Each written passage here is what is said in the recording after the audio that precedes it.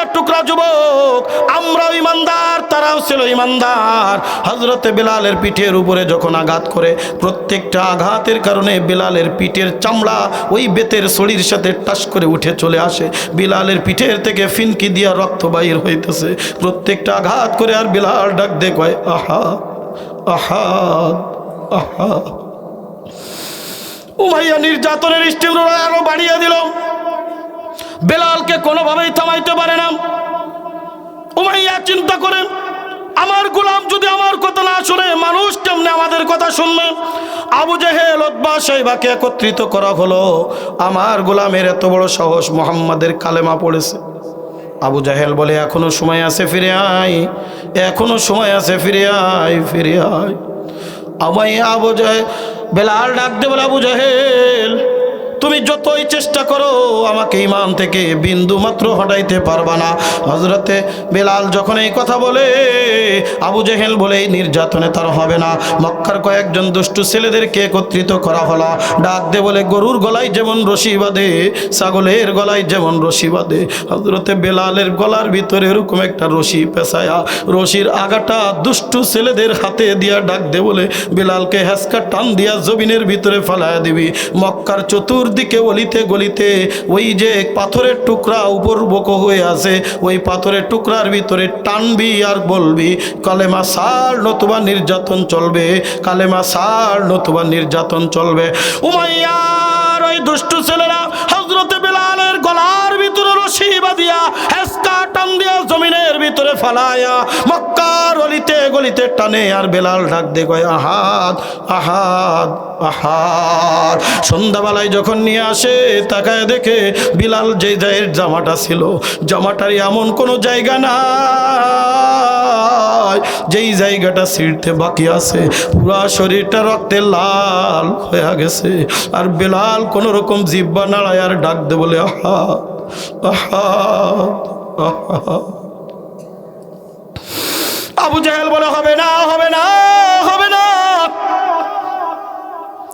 জ্বলন্ত আঙ্গার জ্বালাও, লোহার বিরাট একটা পাতিল নিয়ে আসো। আগুনের ভিতরে লোহার বিরাট একটা পাতিল দিয়া লাল টকটকে করে ফেলছে। ডাক দে বলে, বেলাল এখনো সময় আছে, কালেমা ছাড় নতুবা তোর কিন্তু খবর আছে। হযরতে বেলাল যখন দেখে, ডাক দে বলে, ওগো আল্লাহ, সূরাতুল বুরুজের মধ্যে আসহাবে উখদুদের খবর শুনেছি। আলহামদুলিল্লাহ, আরেকটু আলহামদুলিল্লাহ নাহমাদুহু ওয়া নাস্তাঈনুহু ওয়া নাস্তাগফিরুহু ওয়া নাউযু বিল্লাহি মিন শুরুরি আনফুসিনা। ইকো দাও আরেকটু। ونعوذ بالله من شرور أنفسنا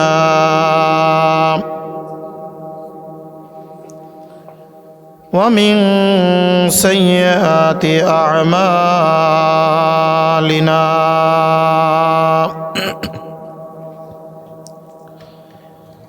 من يهده الله فلا مضل له ومن يضلله فلا هادي له ونشهد أن سيدنا وسندنا وحبيب ربنا وطبيبنا وطبيب قلوبنا محمد صلى الله عليه وعلى آله وأصحابه وأزواجه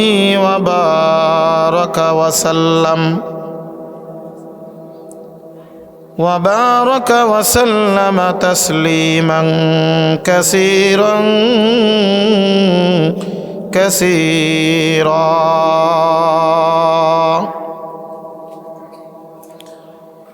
أما بعد فأعوذ بالله من الشيطان الرجيم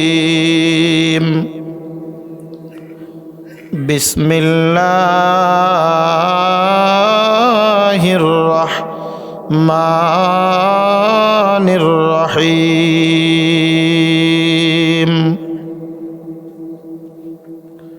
والعصر إن الإنسان لفي خسر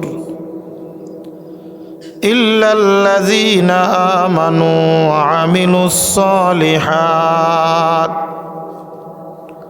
وعملوا الصالحات وتواصوا بالحق وتواصوا بالصبر صدق الله المولانا العظيم وصدق رسوله النبي الكريم ونحن على ذلك من الشاهدين والشاكرين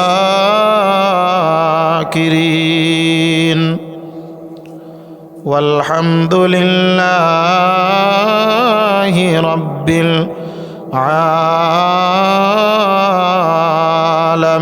العالمين الحمد لمن قدر خيرا وقبلا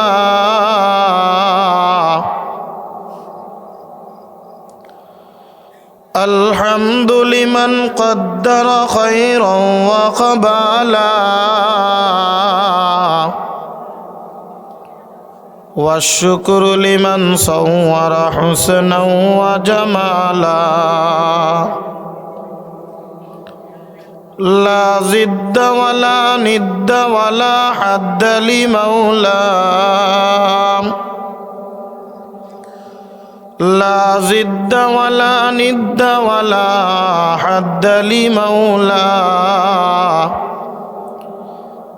الآن كما كان ولم يلق زوالا मैं दूर हो मजबूर हो ऐ सैयद आलम मैं दूर हो मजबूर हो ऐ सैयद आलम दीदार दिखाते नहीं आवाज सुना दो यहाँ हम सब मुसाफिर हैं कब्र आखिर ठिकाना कोई आगे रवाना है कोई पीछे रवाना ला इलाहा इल्लल्लाह ला যেখানে সাউন্ড দরকার সেখানে সাউন্ড রাখো না বাইরে সাউন্ড ভালো কিন্তু ভিতর মোটে সাউন্ড নাই এর জন্য মাইক দাও নাই স্টেজ ক্লিয়ার করার জন্য মাইক দাও নাই এই বক্সের সাউন্ডটা আরো বাড়াও বেশি করে বাড়াও লা ইলাহা ইল্লাল্লাহ লা ইলাহা নেই কোনো মাবুদ আল্লাহ ছাড়া লা ইলাহা লা ইলাহা ইল্লাল্লাহ লা ইলাহা লা ইলাহা ইল্লাল্লাহু মুহাম্মাদুর রাসূলুল্লাহ সাল্লাল্লাহু আলাইহি ওয়াসাল্লাম। আলহামদুলিল্লাহ, ঐতিহ্যবাহী নড়াইল জেলাধীন লোহাগাড়া থানার অন্তর্ভুক্ত মাইগ্রাম পশ্চিম পাড়া জামে মসজিদ ও যুব সমাজ কর্তৃক আয়োজিত আজকের এই বার্ষিক ওয়াজ মাহফিলের সম্মানিত সভাপতি সাহেব, আজকের মাহফিলের সম্মানিত প্রধান অতিথি, আমার অত্যন্ত শ্রদ্ধাভাজন বড় ভাই, অত্র অঞ্চলের মাটি ও মানুষের নেতা, আপামর জনতার হৃদয়ের স্পন্দন, আবাল বনিতা বৃদ্ধা ছোট বড় সকলের কাছের মানুষ, যিনি এই অঞ্চলের একজন বর্ষিয়ান আলেমে দিন, সেই সাথে মানবতার ফেরিওয়ালা, নতুন করে পরিচয় করিয়ে দেওয়ার মতো ব্যক্তি তিনি নন। মাওলানা সিরাজুল ইসলাম সাহেব দামাত বরকাতুহুম মাদ্দাজিলহুল আলিয়া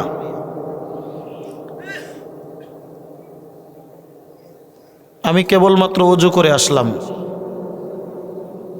মনোরম পরিবেশ, সুন্দর একটা জায়গায় বসে, যার অবদানে আল্লাহর রহমতে অত্র অঞ্চলের নামাজি ব্যক্তিদের জন্য বড় একটা সুখবর ওযুখানা। সর্বপ্রথম মাহফিলের শুরুতে আমি তাদের জন্য দোয়া করি যারা এই অনুদান প্রেরণ করেছেন বিভিন্ন রাষ্ট্রের থেকে, এবং যিনি অক্লান্ত পরিশ্রম করে হাজারো ব্যস্ততা ফেলে রেখে, যিনি আমাকে ছোট ভাই হিসেবে স্নেহ করেন, এই প্রত্যন্ত গ্রাম অঞ্চলের ভিতরেও বসে আছেন, অন্তরের অন্তরস্থল থেকে মুবারকবাদ জানাই।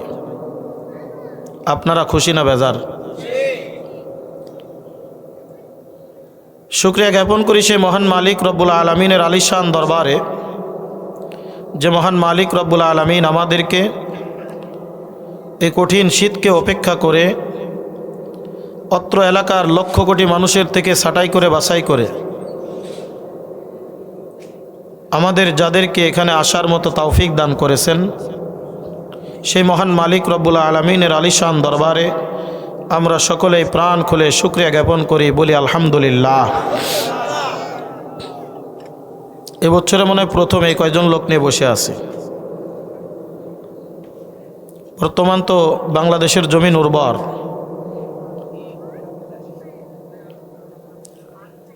এই বাংলাদেশের জমিনে বর্তমান মাহফিলের জন্য, দিনের জন্য খুব ফলপ্রসূ একটি অঞ্চল।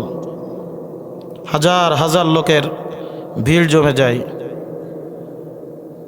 আশা করি আগামীতে ইনশাআল্লাহ সেরকম পরিবেশ তৈরি হবে, সেই দোয়া আমি করে যাই। অল্প লোক হিসেবে মনে করবেন না যে হয়তো বা হুজুর চলে যাবে। লোক অল্প বা বেশি এটা বড় কথা নয়। বড় কথা হলো আমরা যারা এখানে আসছি, আমাদের নসিহাত শোনার মতো চাহাত, নসিহাত শোনার মতো মন মানসিকতা আছে কিনা, এটাই সব থেকে বড় কথা। ছোট্ট একটা ঘটনা বলে আমি আমার আলোচনা শুরু করব ইনশাআল্লাহ। আমাদের আকাবিরে হজরতের মধ্যে বড় একজন আকাবির, যাকে পৃথিবীর মধ্যে আল্লাহ পাক রব্বুল আলামিন, এবার সুন্দর হয়েছে, এত জ্ঞান মেধা, এত আল্লাহ তাআলা শক্তি, জ্ঞানের শক্তি দান করেছিলেন, পৃথিবীতে আর দ্বিতীয় আছে কিনা সন্দেহ।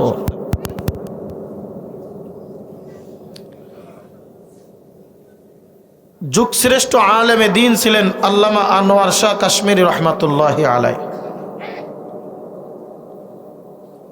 এই আল্লামা আনোয়ার শাহ কাশ্মীরি রহমাতুল্লাহি আলাই, এইটা বন্ধ করে দাও, এই নাই তানবীর, ওই জ্যাকটা খুলে দাও, এই জ্যাক ওইটা খুলে দাও, এবার চলবে। এই আল্লামা আনোয়ার শাহ কাশ্মীরি রহমাতুল্লাহি আলাই, ওনার জীবনী আমরা পড়ে দেখেছি। উনি যদি কোনো কথা বেখেয়ালে শুনতেন, কোনো রকম কানের ভিতর আওয়াজ গেছে, শোনার খেয়াল নাই, তাহলে কমপক্ষে 40 বছর পর্যন্ত মনে থাকতো। বলেন সুবহানাল্লাহ। আর উনি যদি খেয়াল দিয়ে শুনতেন কোনো কথা, ওই কথা ওনার মরণের আগ পর্যন্ত কোনোদিন ভুলে নাই।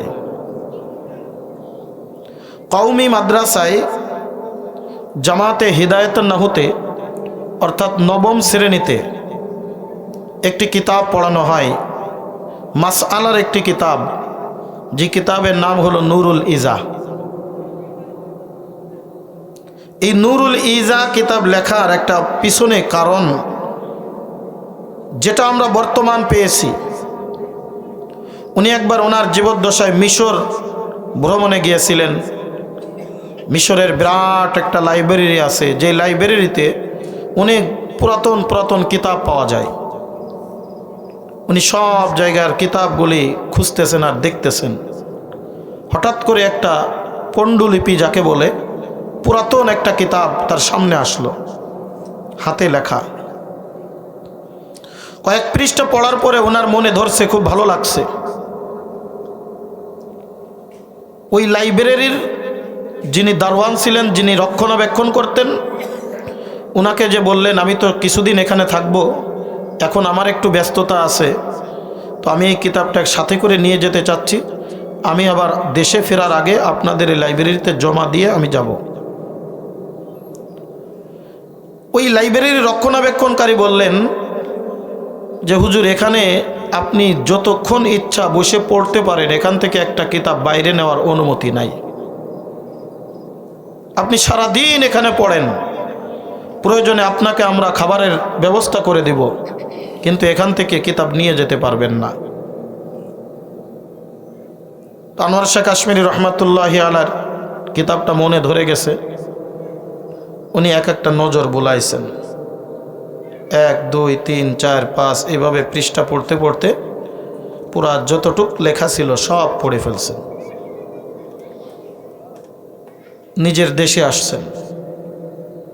শুরুতে যে কথাটা বলছিলাম, যেই জিনিসটা তিনি অনিচ্ছায় দেখতেন, কত বছর শুনতেন বা দেখতেন, কত বছর মনে থাকতো, আর যেটা ইচ্ছা করে শুনতেন, জীবনে কোনোদিন ভুলতেন না। তাহলে ওই কিতাবটা উনি কি অনিচ্ছায় দেখছেন না ইচ্ছা করে দেখছেন? তাহলে তা জেহেনে আসে না নাই? জেহেনের ভিতরে গেঁথে গেছে। আল্লামা আনোয়ার শাহ কাশ্মীরি রহমাতুল্লাহি আলাইহি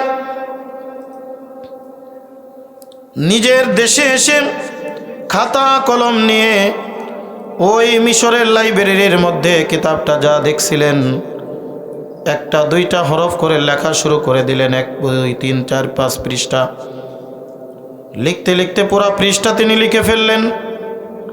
ওই লাইব্রেরি ম্যানের কাছে জিজ্ঞাসা করেছিলেন, এই কিতাবটা আমি কোথায় পাবো? লাইব্রেরি ম্যান বলেছিলেন, হুজুর, এই কিতাবটা এমন একটা কিতাব, মাত্র খণ্ড আমাদের কাছে আছে, পৃথিবীর আর কোথাও ওই খণ্ড আর খুঁজে পাবেন না। এই কারণে আমরা লাইব্রেরির ভিতরে সংরক্ষণ করে রেখে দিয়েছি।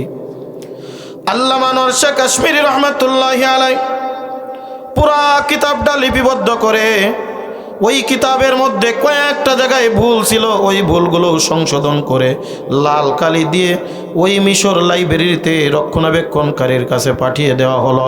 লাইব্রেরি ম্যান, আপনি যেই কিতাব আপনার বিশ্বের মধ্যে আর কোথাও আমরা খুঁজে পাবো না, ওই কিতাবটা আমি লিপিবদ্ধ করেছি, ওই কিতাবের এত এত পৃষ্ঠার মধ্যে এই ভুলগুলো আছে, আপনি সেগুলো সংরক্ষণ করে রাখেন, আমি আপনার কাছে কয়েকটা কপি পাঠাচ্ছি, যদি কেউ প্রয়োজন মনে করে এখান থেকে নিবে, তাকে আপনি ফ্রি বিতরণ করবেন। এত বড় বুজুর্গ মানুষ ছিলেন আমরা আল্লামা আনোয়ার শাহ কাশ্মীরি রহমাতুল্লাহকে দেখি নাই।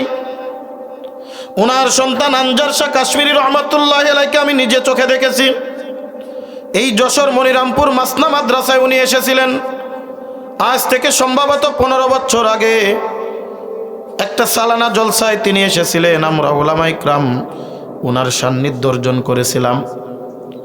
আনোয়ার শাহ কাশ্মীরি রহমাতুল্লাহি আলাইহি এত বড় বুজুর্গ মানুষ ছিলেন, আল্লাহ তাআলা তার অন্তর চক্ষু খুলে দিয়েছিলেন। কাশফওয়ালা মানুষ ছিলেন, চক্ষু বন্ধ করলে পৃথিবীর যত জায়গা ছিল সব জায়গা তিনি এক নজরে দেখে নিতে পারতেন। আমাদের যেমন চর্ম একটা চক্ষু আছে, চর্মচক্ষুর দৃষ্টি সীমা কতটুক, আমার সীমা যত দূর যায়, তাও বেশি দূর না, একটু বেশি দূর হলে কুয়াশা ঘোর অন্ধকারাচ্ছন্ন দেখা যায়। কথা বলেন ঠিক কি ঠিক না? আর একটু বয়স হয়ে গেলে তখন তো কাছের মানুষ, কাছের জিনিসও ভালো একটা দেখা যায় না। কাছের জিনিস দেখতে গেলে অনেক সময় চশমা নেওয়া লাগে। গত কয়েকদিন আগে আমি চাপাই নবাবগঞ্জ, এখান থেকে প্রায় 750 কিলোমিটার দূরে বাংলাদেশের একেবারে শেষ সীমানায় প্রোগ্রামে যে রাত্র যাপন করেছিলাম, ওই বাসার একজন বৃদ্ধ বাবা আমার সাথে মুসাফা করার জন্য আসলেন। ওনার চোখে আমি একটা চশমা দেখলাম, ওই চশমার দিক তাকানোর সাথে সাথে আমার চোখের ভিতরে কেমন জানি হয়ে উঠল। আমি জিজ্ঞাসা করলাম, বাবা এই চশমার পাওয়ার কত? বড়ে 550 পাওয়ারের চশমা আমি ব্যবহার করি। আমাদের স্বাভাবিকভাবে 25 প্লাস, 50 প্লাস, 75 প্লাস এরকম লাগে, ওনার 550 প্লাস চশমা ব্যবহার করতেছে। যেই চশমাটা রৌদ্রের তাপে যদি রাখা হয়, যেখানে রাখবে ওই জায়গায় যদি কোনো কাগজ দেওয়া হয়, কাগজটা ওই তাপে জ্বলে পুড়ে ছারখার হয়ে যাবে। আল্লামা আনোয়ার শাহ কাশ্মীরি রহমাতুল্লাহি আলাইহি, আল্লাহ পাক তাকে কাশফওয়ালা চক্ষু দান করেছিলেন, অন্তর চক্ষু আল্লাহ তাআলা তাকে খুলে দিয়েছিলেন। এই অন্তর চক্ষু দিয়ে তিনি অনেক কিছুই দেখতে পাইতেন। ওনার জীবনের ভিতরে একটা ঘটনা নকল করা হয়েছে। উনি একদিন দিল্লির শাহে জামে মসজিদে নসিহত করার জন্য এসেছেন, ইসলাহি মাহফিল আল্লামা আনোয়ার শাহ কাশ্মীরি রহমাতুল্লাহি আলাইহি বয়ান করবে। চতুর্দিকে সংবাদ দিয়ে দেওয়া হলো, হাজার হাজার মানুষ চলে আসলো, মসজিদ কানায় কানায় পরিপূর্ণ হয়ে গেল। আমি গত 2 বছর আগে দিল্লির শাহী জামে মসজিদে গিয়েছিলাম, আসরের নামাজ আদায় করেছিলাম। দেখলাম মনে হয় কমপক্ষে 1.5 লক্ষ লোক এক জায়গায় বসে নামাজ আদায় করতে পারবে। জিজ্ঞাসা করেছিলাম কতদিন পর্যন্ত এই বড় মসজিদ করা হয়েছে? বলে হুজুর প্রায় 200 বছর আগে ওই মোগল সাম্রাজ্যের আমলে এই যেই পরিমাণ মসজিদ করা হয়েছে আজও সেই রকম আছে। তার মানে হলো আল্লামা আনোয়ার শাহ কাশ্মীরি রহমাতুল্লাহি আলাইহি যখন তিনি বয়ান করেছিলেন তখনও ঠিক ওই রকম 1.5 লক্ষ লোক প্রায় নামাজ আদায় করতে পারবে। তার মানে এত লোক সেই মজলিসের মধ্যে বসে তার নসিহাতগুলো শ্রবণ করেছেন। প্রায় 1.5 ঘন্টা পর্যন্ত আল্লামা আনোয়ার শাহ কাশ্মীরি রহমাতুল্লাহি আলাইহি বয়ান করলেন। 1.5 ঘন্টা পরে তিনি নসিহাত শেষ করে দোয়া করলেন। দোয়া শেষ করে আল্লামা আনোয়ার শাহ কাশ্মীরি রহমাতুল্লাহি আলাইহি উনি যখন মসজিদ থেকে বাইর হবেন, সাদা সিধা মানুষ, আল্লাহর ওলি বুজুর্গরা কিন্তু শান শওকত বেশি দেখায় না। আল্লাহর ওলি বুজুর্গদের শান শওকত তেমন একটা থাকে না। এই যে আপনাদের পাশে গোপালগঞ্জের আল্লামা সাদর শাহ হুজুর রহমাতুল্লাহি আলাইহি, ওনাকে যদি কেউ দেখে থাকেন, লুঙ্গি ছাড়া কোনোদিন পায়জামা পরেন নাই, সিড়া জামা গায়ে দিয়ে বেড়াতেন। বর্তমান বাইতুল মুকাররমের যিনি খতিব, শুধু বাংলাদেশ নাই, শুধু এশিয়া উপমহাদেশ নাই, সারা বিশ্বের ভিতরে হাতে গোনা কয়েকজন আলেমের মধ্যে মুফতি আব্দুল মালিক সাহেব দামাত বারকাতুহুম, যাকে ভাড়া করে নিয়ে সৌদি আরবের আন্তর্জাতিক কনফারেন্সে ওনাকে বক্তব্য দেওয়ার জন্য নিয়ে গিয়েছিল গত বছর সৌদি সরকার। বলেন সুবহানাল্লাহ। আল্লামা আনোয়ার শাহ কাশ্মীরি রহমাতুল্লাহি আলাইহি একেবারে সাদা সিধা মানুষ ছিলেন।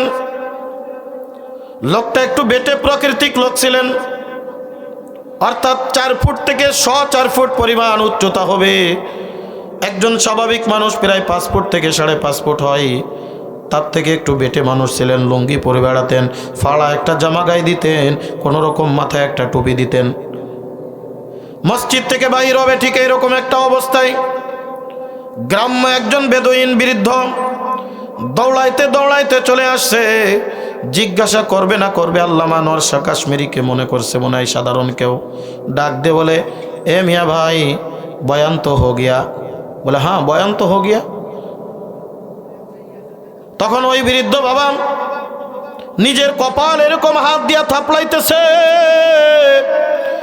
আর বলতেছে, মাই তো হালাক হো গিয়া, মাই তো বরবাদ হো গিয়া, अनवर शाह कश्मीरी की बयान मुझे नहीं समझ में आया, अनवर शाह कश्मीरी की बयान मुझे नहीं सुना। बोले आमी तो ধ্বংস হয়ে গেলাম, আমি তো বরবাদ হয়ে গেলাম। আনোয়ার শাহ কাশ্মীরির মতো ব্যক্তির ওয়াজ তো আমি শ্রবণ করতে পারলাম না। আমার মতো কপাল পোড়া, আমার মতো হতভাগা এই পৃথিবীর জমিনে আর কেউ নাই। আল্লামা আনোয়ার শাহ কাশ্মীরি রহমাতুল্লাহ বলেন, তুমি কি আনোয়ার শাহকে চেনো? বলে না, কোনোদিন দেখি নাই, তবে শুনেছি আল্লামা আনোয়ার শাহ কাশ্মীরি রহমাতুল্লাহ বড় বুজুর্গ, শুনেছি তিনি আল্লাহর বড় কাছের মানুষ, শুনেছি তিনি আল্লাহর বড় প্রিয় মানুষ। এই কারণে আমি দীর্ঘ পথ অতিক্রম করে হেঁটে হেঁটে প্রায় 35 কিলোমিটার হেঁটে আমি দিল্লির শাহী জামি মসজিদে আসলাম তার নসিহত শোনার জন্যে। কিন্তু না কই আমি তো পাইলাম না। আমার মতো কপাল পোড়া হতভাগা এই পৃথিবীর জমিনে আর কেউ থাকতে পারে না। আল্লামা আনোয়ার শাহ কাশ্মীরি রহমাতুল্লাহি আলাইহি বলেন, তুমি আমাকে চিনো? বলে না, চিনি না। বলে আমার নাম হলো আনোয়ার শাহ। সুবহানাল্লাহ কন্যা। আমি হলাম সেই আনোয়ার শাহ কাশ্মীরি। আসেন, একটু ভিতরে আসেন। খাদেম খুদ্দাম যারা ছিল সবাই ডাক দে, বলে হুজুর আমরা কি করব? বলে তোমরা এখানে দাঁড়াও, এই মুরব্বীর সাথে আমার কিছুক্ষণ কথা আছে। খাদেমরা বাইরে দাঁড়িয়ে আছে, বাইরে দাঁড়িয়ে থাকতেছে তো থাকতেছে, 1 মিনিট 2 মিনিট 5 মিনিট 10 মিনিট এইভাবে প্রায় দীর্ঘ 1.5 ঘন্টা পর্যন্ত মসজিদের এক কিনারায় এক পাশে আনোয়ার শাহ কাশ্মীরি আর এক পাশে হাঁটুর সাথে হাঁটু মিলায়া ওই বৃদ্ধ বাবা আনোয়ার শাহ কাশ্মীরি বলে, আর বৃদ্ধ বাবা চক্ষু বন্ধ করে মাথা নিচের দিকে লাগায়া এইভাবে শ্রবণ করতেছে। কিছুক্ষণ পর পর বৃদ্ধ বাবা আনোয়ার শাহ কাশ্মীরির দিকে তাকায় আর চোখের পানি টপ টপ টপ টপ করে ফেলতেছে। খাদেমরা বড় বেচিন হয়ে গেল, কে এই লোকটাকে? এই বৃদ্ধ বাবার সাথে আনোয়ার শাহ কাশ্মীরির কি সম্পর্ক? এত সময় পর্যন্ত কি এমন গল্প করে? প্রায় 1.5 ঘন্টা পর্যন্ত কথোপকথন হলো। আবার দেখে দুইজনে এরকম হাত উপরের দিকে উঠে আছে। কিছুক্ষণ বৃদ্ধ আমিন বলে আর আনোয়ার শাহ কাশ্মীরি কি যেন বলে। খাদেমরা সব বাইরে মসজিদের সামনে দাঁড়ানো। 1.5 ঘন্টা পার হয়ে গেল। আল্লামা আনোয়ার শাহ কাশ্মীরি রহমাতুল্লাহি আলাইহি মসজিদ থেকে বাইরে হলেন। এবার ডাক দে, বলে চলো মাদ্রাসায় যাই। খাদেমরা পিছনে কানা ঘুষা করে। আল্লামা আনোয়ার শাহ কাশ্মীরি যাওয়ার পরে পিছনের দিকে ফিরে ডাক দে, বলে মনে হয় তোমরা আমার কাছে কিছু জিজ্ঞাসা করবা। খাদেম একজন সাহস করে বলে, গোস্তাকি মাফ করবেন হুজুর, বেয়াদবি মাফ করবেন, একটা প্রশ্ন ছিল, সওয়াল ছিল। বলে কি সওয়াল? বলো, আমি বুঝতেছি তোমরা কিছু বলবা কিন্তু সাহস করে বলতে পারছো না, বলো আমি তোমাদের কথা শ্রবণ করব। ডাক দে বলে, হুজুর ওই বৃদ্ধকে আপনি চিনেন? ওই বৃদ্ধ আপনার কি হয়? বলেন না, জীবনে কোনো দিন বৃদ্ধকে আমি দেখি নাই, ওই বৃদ্ধ আমার পরিচিত কেউ না। বলে হুজুর তাহলে 1.5 ঘন্টা পর্যন্ত আপনি তার সাথে কি গল্প করলেন? বলে আমি কোনো গল্প করি নাই, তোমরা কি দেখো না ওই বৃদ্ধ বাবা কি বলেছে? ওই বৃদ্ধ বাবা নিজের কপাল থাপড়ায় আর ডাক দে বলে, আমি তো বরবাদ হয়ে গেলাম, আমি তো হালাক হয়ে গেলাম, আমি তো ধ্বংস হয়ে গেলাম, আমি তো বরবাদ হয়ে গেলাম। এ দুনিয়ার মানুষ শুনো শুনো, 1.5 ঘন্টা পর্যন্ত ওই যে লক্ষ লক্ষ মানুষের সামনে আমি যেই ওয়াজ করেছিলাম, যেই নসিহত করেছিলাম, এই বৃদ্ধ বাবার ভিতরে আমি চাহাত দেখেছি, মনের ভিতরে একটা আত্মতৃপ্তি দেখেছি, মনের ভিতরে নসিহত শোনার একটা আগ্রহ দেখেছি। আমি নিজের কাছে তখন প্রশ্ন করলাম, আনোয়ার শাহ 1.5 লক্ষ লোকের মাঝে তোর যেই ওয়াজের একটা জজবা আসে, এই একজন বৃদ্ধর কাছে কি তুই ওয়াজটা করতে পারবি না? এ খাদেমরা শুনো, আমি 1.5 ঘন্টা লক্ষ লক্ষ নবলোকের মাঝে যেই ওয়াজ করেছি, যেই নসিহত করেছি, আমি ওই বৃদ্ধ বাবাজিকে আলিফ থেকে শুরু করে শেষ পর্যন্ত সেই ওয়াজ করলাম। আর শেষ পর্যন্ত নসিহত করে লক্ষ লক্ষ মানুষ নিয়ে যে দোয়া করলাম, ওই দোয়া আমি বৃদ্ধ বাবাকে নিয়ে করলাম। কাল কিয়ামতের ময়দানে আমি আশাবাদী, আল্লাহ পাক রব্বুল আলামিন হয়তোবা এই বৃদ্ধের ওসিলায় আমি আনোয়ার শাহকে মাফ করে দিতে পারে। মনে রাখো, লক্ষ মানুষ বড় উদ্দেশ্য না, উদ্দেশ্য হলো আমার নসিহতের মাধ্যমে একটা মানুষ যদি হিদায়াত প্রাপ্ত হয়ে যায়, ওইটাই কিয়ামতের ময়দানে নাজাতের ওসিলা হয়ে যাবে। লক্ষ লক্ষ মানুষের মাঝে নসিহত করলাম, আর অল্প কিছু মানুষের মধ্যে নসিহত করব না, এটা তো আমাদের মুরব্বীদের শান ছিল না। আমাদের মুরব্বীদের শান ছিল একজন মানুষও যদি তোমার কাছে কিছু জানার জন্য আসে, আগ্রহ যদি থাকে, মনের ভিতরে যদি চাহাত থাকে, ওই একজনকে তুমি ঘন্টাকে ঘন্টা ওয়াজ করো আর নসিহত করো। জোরে জোরে কোন সুবহানাল্লাহ। যেই জন্য এই ঘটনাটা আমি আপনাদের মাঝে আলোচনা করলাম, লোক সংখ্যা একেবারেই কম, তার মানে এটা না এখানে নসিহত হবে না। হ্যাঁ, আমার ভিতরে যদি চাহাত থাকে, আমি যদি চাই যে না কিছু শুনবো, তাহলে আল্লাহ তাআলা রহমত নাজিল করবেন। লক্ষ লক্ষ মানুষ শোনার চাহিদা নাই, চাহাত নাই। আমি এমন অনেক জায়গায় গিয়েছি, অল্প লোক মনে করেছি আধা ঘন্টা পৌনে 1 ঘন্টা ওয়াজ করে দোয়া করব, 2 ঘন্টা 2.5 ঘন্টা হয়ে গেছে, টের পাই নাই। অথচ লক্ষ লক্ষ মানুষ সেখানে দেখেছি যে ওয়াজ মুখের থেকে আসেই না। হয় কি হয় না? গত কয়েক বছর আগে, সম্ভবত 2 বছর না 3 বছর, করোনার আগের বছর, আমি আপনাদের এই পাশে ফরিদপুর শিবচর, এই পাঁচচরের পাশে আপনার সদরপুর থানার ওই পাশে হলো আড়ি আলখাবিল। এই আড়ি আলখাবিলের পাঁচচর থেকে আমার গাড়ি ওখানে রেখে বললো যে হুজুর এখান থেকে গাড়ি আর ভিতরে নেওয়া যাবে না, আপনার জন্য আমরা মোটরসাইকেল নিয়ে আসছি। নামাজ পড়লাম পাঁচচরে, নামাজ পড়ে মোটরসাইকেলে রওনা দিছি।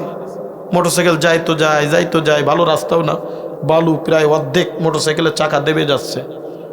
চর অঞ্চল, বিল অঞ্চল, পানি শুকায় গেছে, এলাকাটা ধুলার বালুতে ভরে গেছে। প্রায় 1.5 ঘন্টা পর্যন্ত মোটরসাইকেল চলল। মোটরসাইকেলে যাওয়ার পরে দেখি ওই টিলা, ছোট ছোট টিলার উপরে কিছু বাড়ি ঘর দৌড় আছে, যাই দেখি অল্প কিছু লোক। আমার মনের ভিতরে খুব একটু কষ্ট লাগলো, এত কষ্ট করে এই জায়গায় আসলাম আমি। ওই জায়গায় আমি খাবার দাবার খেয়ে বসে আছি, একটু পরে আমাকে উঠানো হবে। এক বৃদ্ধ আসছে, এসে দোয়া নিচ্ছে, হুজুর দোয়া করেন। আমার বলতেছে হুজুর এটা অনেক পুরাতন একটা মাহফিল, এই মাহফিলে সুটফার হুজুর রহমাতুল্লাহি আলাইহি হেঁটে হেঁটে আসতেন নসিহত করার জন্যে। সদর শাহ হুজুর হেঁটে হেঁটে আসতেন, এই জায়গা ওয়াজ করেছেন। এই জায়গা এইরকম অনেক বড় বড় আল্লাহর ওলি, ঢাকার হুজুর রহমাতুল্লাহি আল আব্দুর রৌফ সাহেব চিনেন না আপনারা? গহরডাঙ্গা মাস্টার শাইখুল হাদিস ছিলেন, কিছুদিন আগে দুনিয়ার থেকে বিদায় নিয়ে চলে গেছেন। ঢাকার হুজুর এখানে অনেকবার হেঁটে হেঁটে আসছে, আমরা একবার পালকিতে করে হুজুরকে নিয়ে আসছি।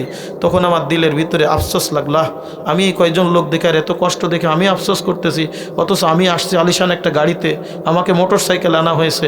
যদি বলা হতো এত দূর পথ হেঁটে আসেন, তাহলে আমি কি করতাম? অথচ আমাদের আকাবিরে হজরতগণ, বুজুর্গদের দিনগণ এখানে হেঁটে হেঁটে এসে নসিহাত করে গেছেন, যার ওসিলায় এই অঞ্চলে মাদ্রাসা হয়েছে, মসজিদ হয়েছে, মানুষ নামাজি হয়েছে। কথা বলেন ঠিক কি ঠিক না? মানুষের এই যে কুরবানি, এই কুরবানিটা যদি না থাকতো, তাহলে আমরা এই কয়জন লোকও সামনে পেতাম না। কথা বলেন ঠিক কি ঠিক না? সম্মানিত হাজিরিন, আমি আলোচনা বেশি দীর্ঘায়িত করব না, তার মানে এটা না সারা রাত চলবে। তবে আলোচনার বিষয়বস্তু উপরে আমি কিছুক্ষণ মুখতাসার মুলাক্কাস আলোচনা করেই ইনশাআল্লাহ দোয়া করব, আল্লাহ তাআলা আমাদের সবাইকে ভুল ত্রুটি মার্জনা করে আমল করার তৌফিক দান করুন। বলেন আমিন। আর একটু জোরে বলেন আমিন। সম্মানিত হাজিরিন, কোরআনুল কারীম হলো আমাদের জন্য একটি সংবিধান, আমাদের চলার পথেও। এই কোরআন অনুযায়ী নিজের জীবন পরিগঠন করো, এই কোরআন অনুযায়ী নিজের জীবন পরিচালনা করো, তবেই তুমি আল্লাহর দরবারে সফল কাম হতে পারবে, নতুবা আল্লাহর দরবারে কোনোভাবেই সফল কাম হতে পারবে না।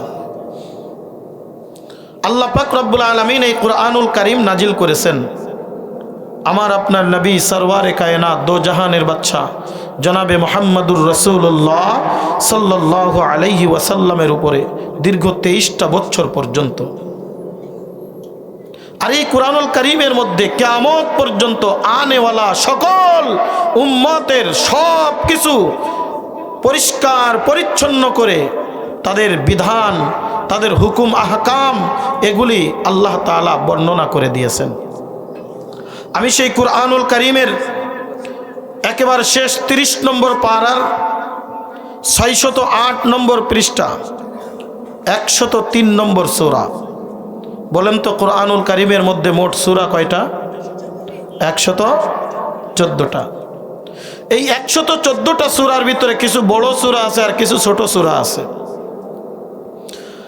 আল্লাহ পাক রব্বুল আলামিন যখন যেটা দরকার আমাদের জন্যে আল্লাহ পাক রব্বুল আলামিন এই কোরআনের মধ্যে পুঙ্খানুরূপে উল্লেখ করে দিয়েছেন। কোরআনুল কারীমের মধ্যে 114টা সূরা, তার মধ্যে সবথেকে বড় সূরা হলো সূরাতুল বাকারা, এরপরে সূরাতুল আলে ইমরান, সূরাতুন নিসা, সূরাতুল মায়েদা। আল্লাহ পাক রব্বুল আলামিন 23টা বছর পর্যন্ত আমার আপনার নবীর উপরে কখনো একটি আয়াত, কখনো দুটি আয়াত, কখনো একটি সূরা, কখনো দুটি সূরা, এভাবে প্রয়োজন মাফিক কোরআনুল কারীম নাজিল করেছেন। আর এই কোরআনের মধ্যে আমাদের বিধি নিষেধগুলি বর্ণনা করেছেন। আল্লাহ পাক রব্বুল আলামিন কোরআনুল কারীমের মধ্যে যা কিছু বলেছেন সব কিছু হলো আল্লাহ রাসূলের পক্ষ থেকে, একটাও না, সব হলো আল্লাহর কালাম। এই কোরআনুল কারীমের মধ্যে ছোট্ট ছোট্ট কয়েকটি সূরা আল্লাহ পাক রব্বুল আলামিন নাজিল করেছেন। সব থেকে যে ছোট্ট সূরাটা আছে সেই ছোট্ট সূরাটা 3 আয়াত বিশিষ্ট। 3 আয়াত বিশিষ্ট কয়েকটি সূরা আছে, তার মধ্যে একটি সূরা হলো সূরাতুল আসর, তার মধ্যে একটি সূরা আছে আল্লাহ পাক রব্বুল আলামিন একটি সূরা রেখেছেন সূরাতুল কাউসার। মাত্র একটা লাইন সূরাতুল আসরের ভিতরে, মাত্র 2টা লাইন আল্লাহ পাক রব্বুল আলামিন আমাদের জন্য নাজিল করে দিয়েছেন। এই সূরাটা যদিও ছোট্টতম একটা সূরা, এই সূরার ব্যাখ্যার ভিতরে, এই সূরার ফজিলতের ভিতরে সূরাতুল আসর 103 নম্বর সূরা। এই সূরার ব্যাখ্যার ভিতরে আল্লামা সানাউল্লাহ পানিপতি রহমাতুল্লাহি আলাইহি তাফসীর ইবনে কাসিরের ভিতরে উল্লেখ করেছেন, আল্লাহ পাক রব্বুল আলামিন যদি 114টার ভিতরে 113টা কোন সূরায় যদি নাজিল না করতেন, আর আমার উম্মতের উপরে, এই উম্মতে মুহাম্মাদির উপরে আল্লাহ পাক রব্বুল আলামিন যদি শুধু সূরাতুল আসর নাজিল করতেন, তাহলে কিয়ামত পর্যন্ত আনেওয়ালা সমস্ত নবীর উম্মতের জন্য এই একটা সূরার উপরে যদি আমল করত, তাহলে আল্লাহ পাক রব্বুল আলামিন তাদেরকে বিনা হিসেবে জান্নাতি করে দিতেন। বন্ধুরে আমার গভীর মনোযোগ, কোরআনুল কারীমের 608 নম্বর পৃষ্ঠা, প্রয়োজনে নোট করে লিখতে পারেন। তাফসীর গ্রন্থগুলো দেখে একটু বিস্তারিত আপনারা দেখতে পারেন। আমি আপনাদেরকে বেশিক্ষণ কষ্ট দেব না, মুক্তাসারভাবে কয়েকটি কথা আলোচনা করে আমার আলোচনার ইতি টানবো ইনশাআল্লাহ। আল্লাহ পাক রব্বুল আলামিন কোরআনুল কারীমের 608 নম্বর পৃষ্ঠা 103 নম্বর সূরা, সূরাতুল আসর। আসর মানে হলো সময়। আসর মানে কি? আসর মানে হলো সময়। আল্লাহ পাক রব্বুল আলামিন কোরআনুল কারীমের মধ্যে যা কিছু বলেছেন সব সত্য। কথা বলেন ঠিক কিনা? এর মধ্যে মিথ্যার কোনো অবকাশ আছে নাকি? এর মধ্যে ভুলের কোনো অবকাশ আছে নাকি? এ বন্ধু গভীর মনোযোগ, আল্লাহ পাক রব্বুল আলামিন এই কোরআনুল কারীম আমার আপনার নবীর উপরে নাজিল করে কোরআনুল কারীমের একেবারে শুরুতেই 1 নম্বর পৃষ্ঠা সূরাতুল বাকারার 2 নম্বর আয়াতের মধ্যে আল্লাহ পাক রব্বুল আলামিন সে কথাও স্পষ্ট করে দিয়েছেন, দুনিয়ার মানুষ শুনে রাখো, আমি আমার নবীর উপরে যে কোরআন নাজিল করলাম এই কোরআনের মধ্যে কোনো ভুল নাই, ভুলের কোনো অবকাশ নাই। আল্লাহ পাক রব্বুল আলামিন বলেন, আলিফ লাম মিম যালিকাল কিতাবু লা রাইবা ফীহি হুদাল লিল মুত্তাকিন।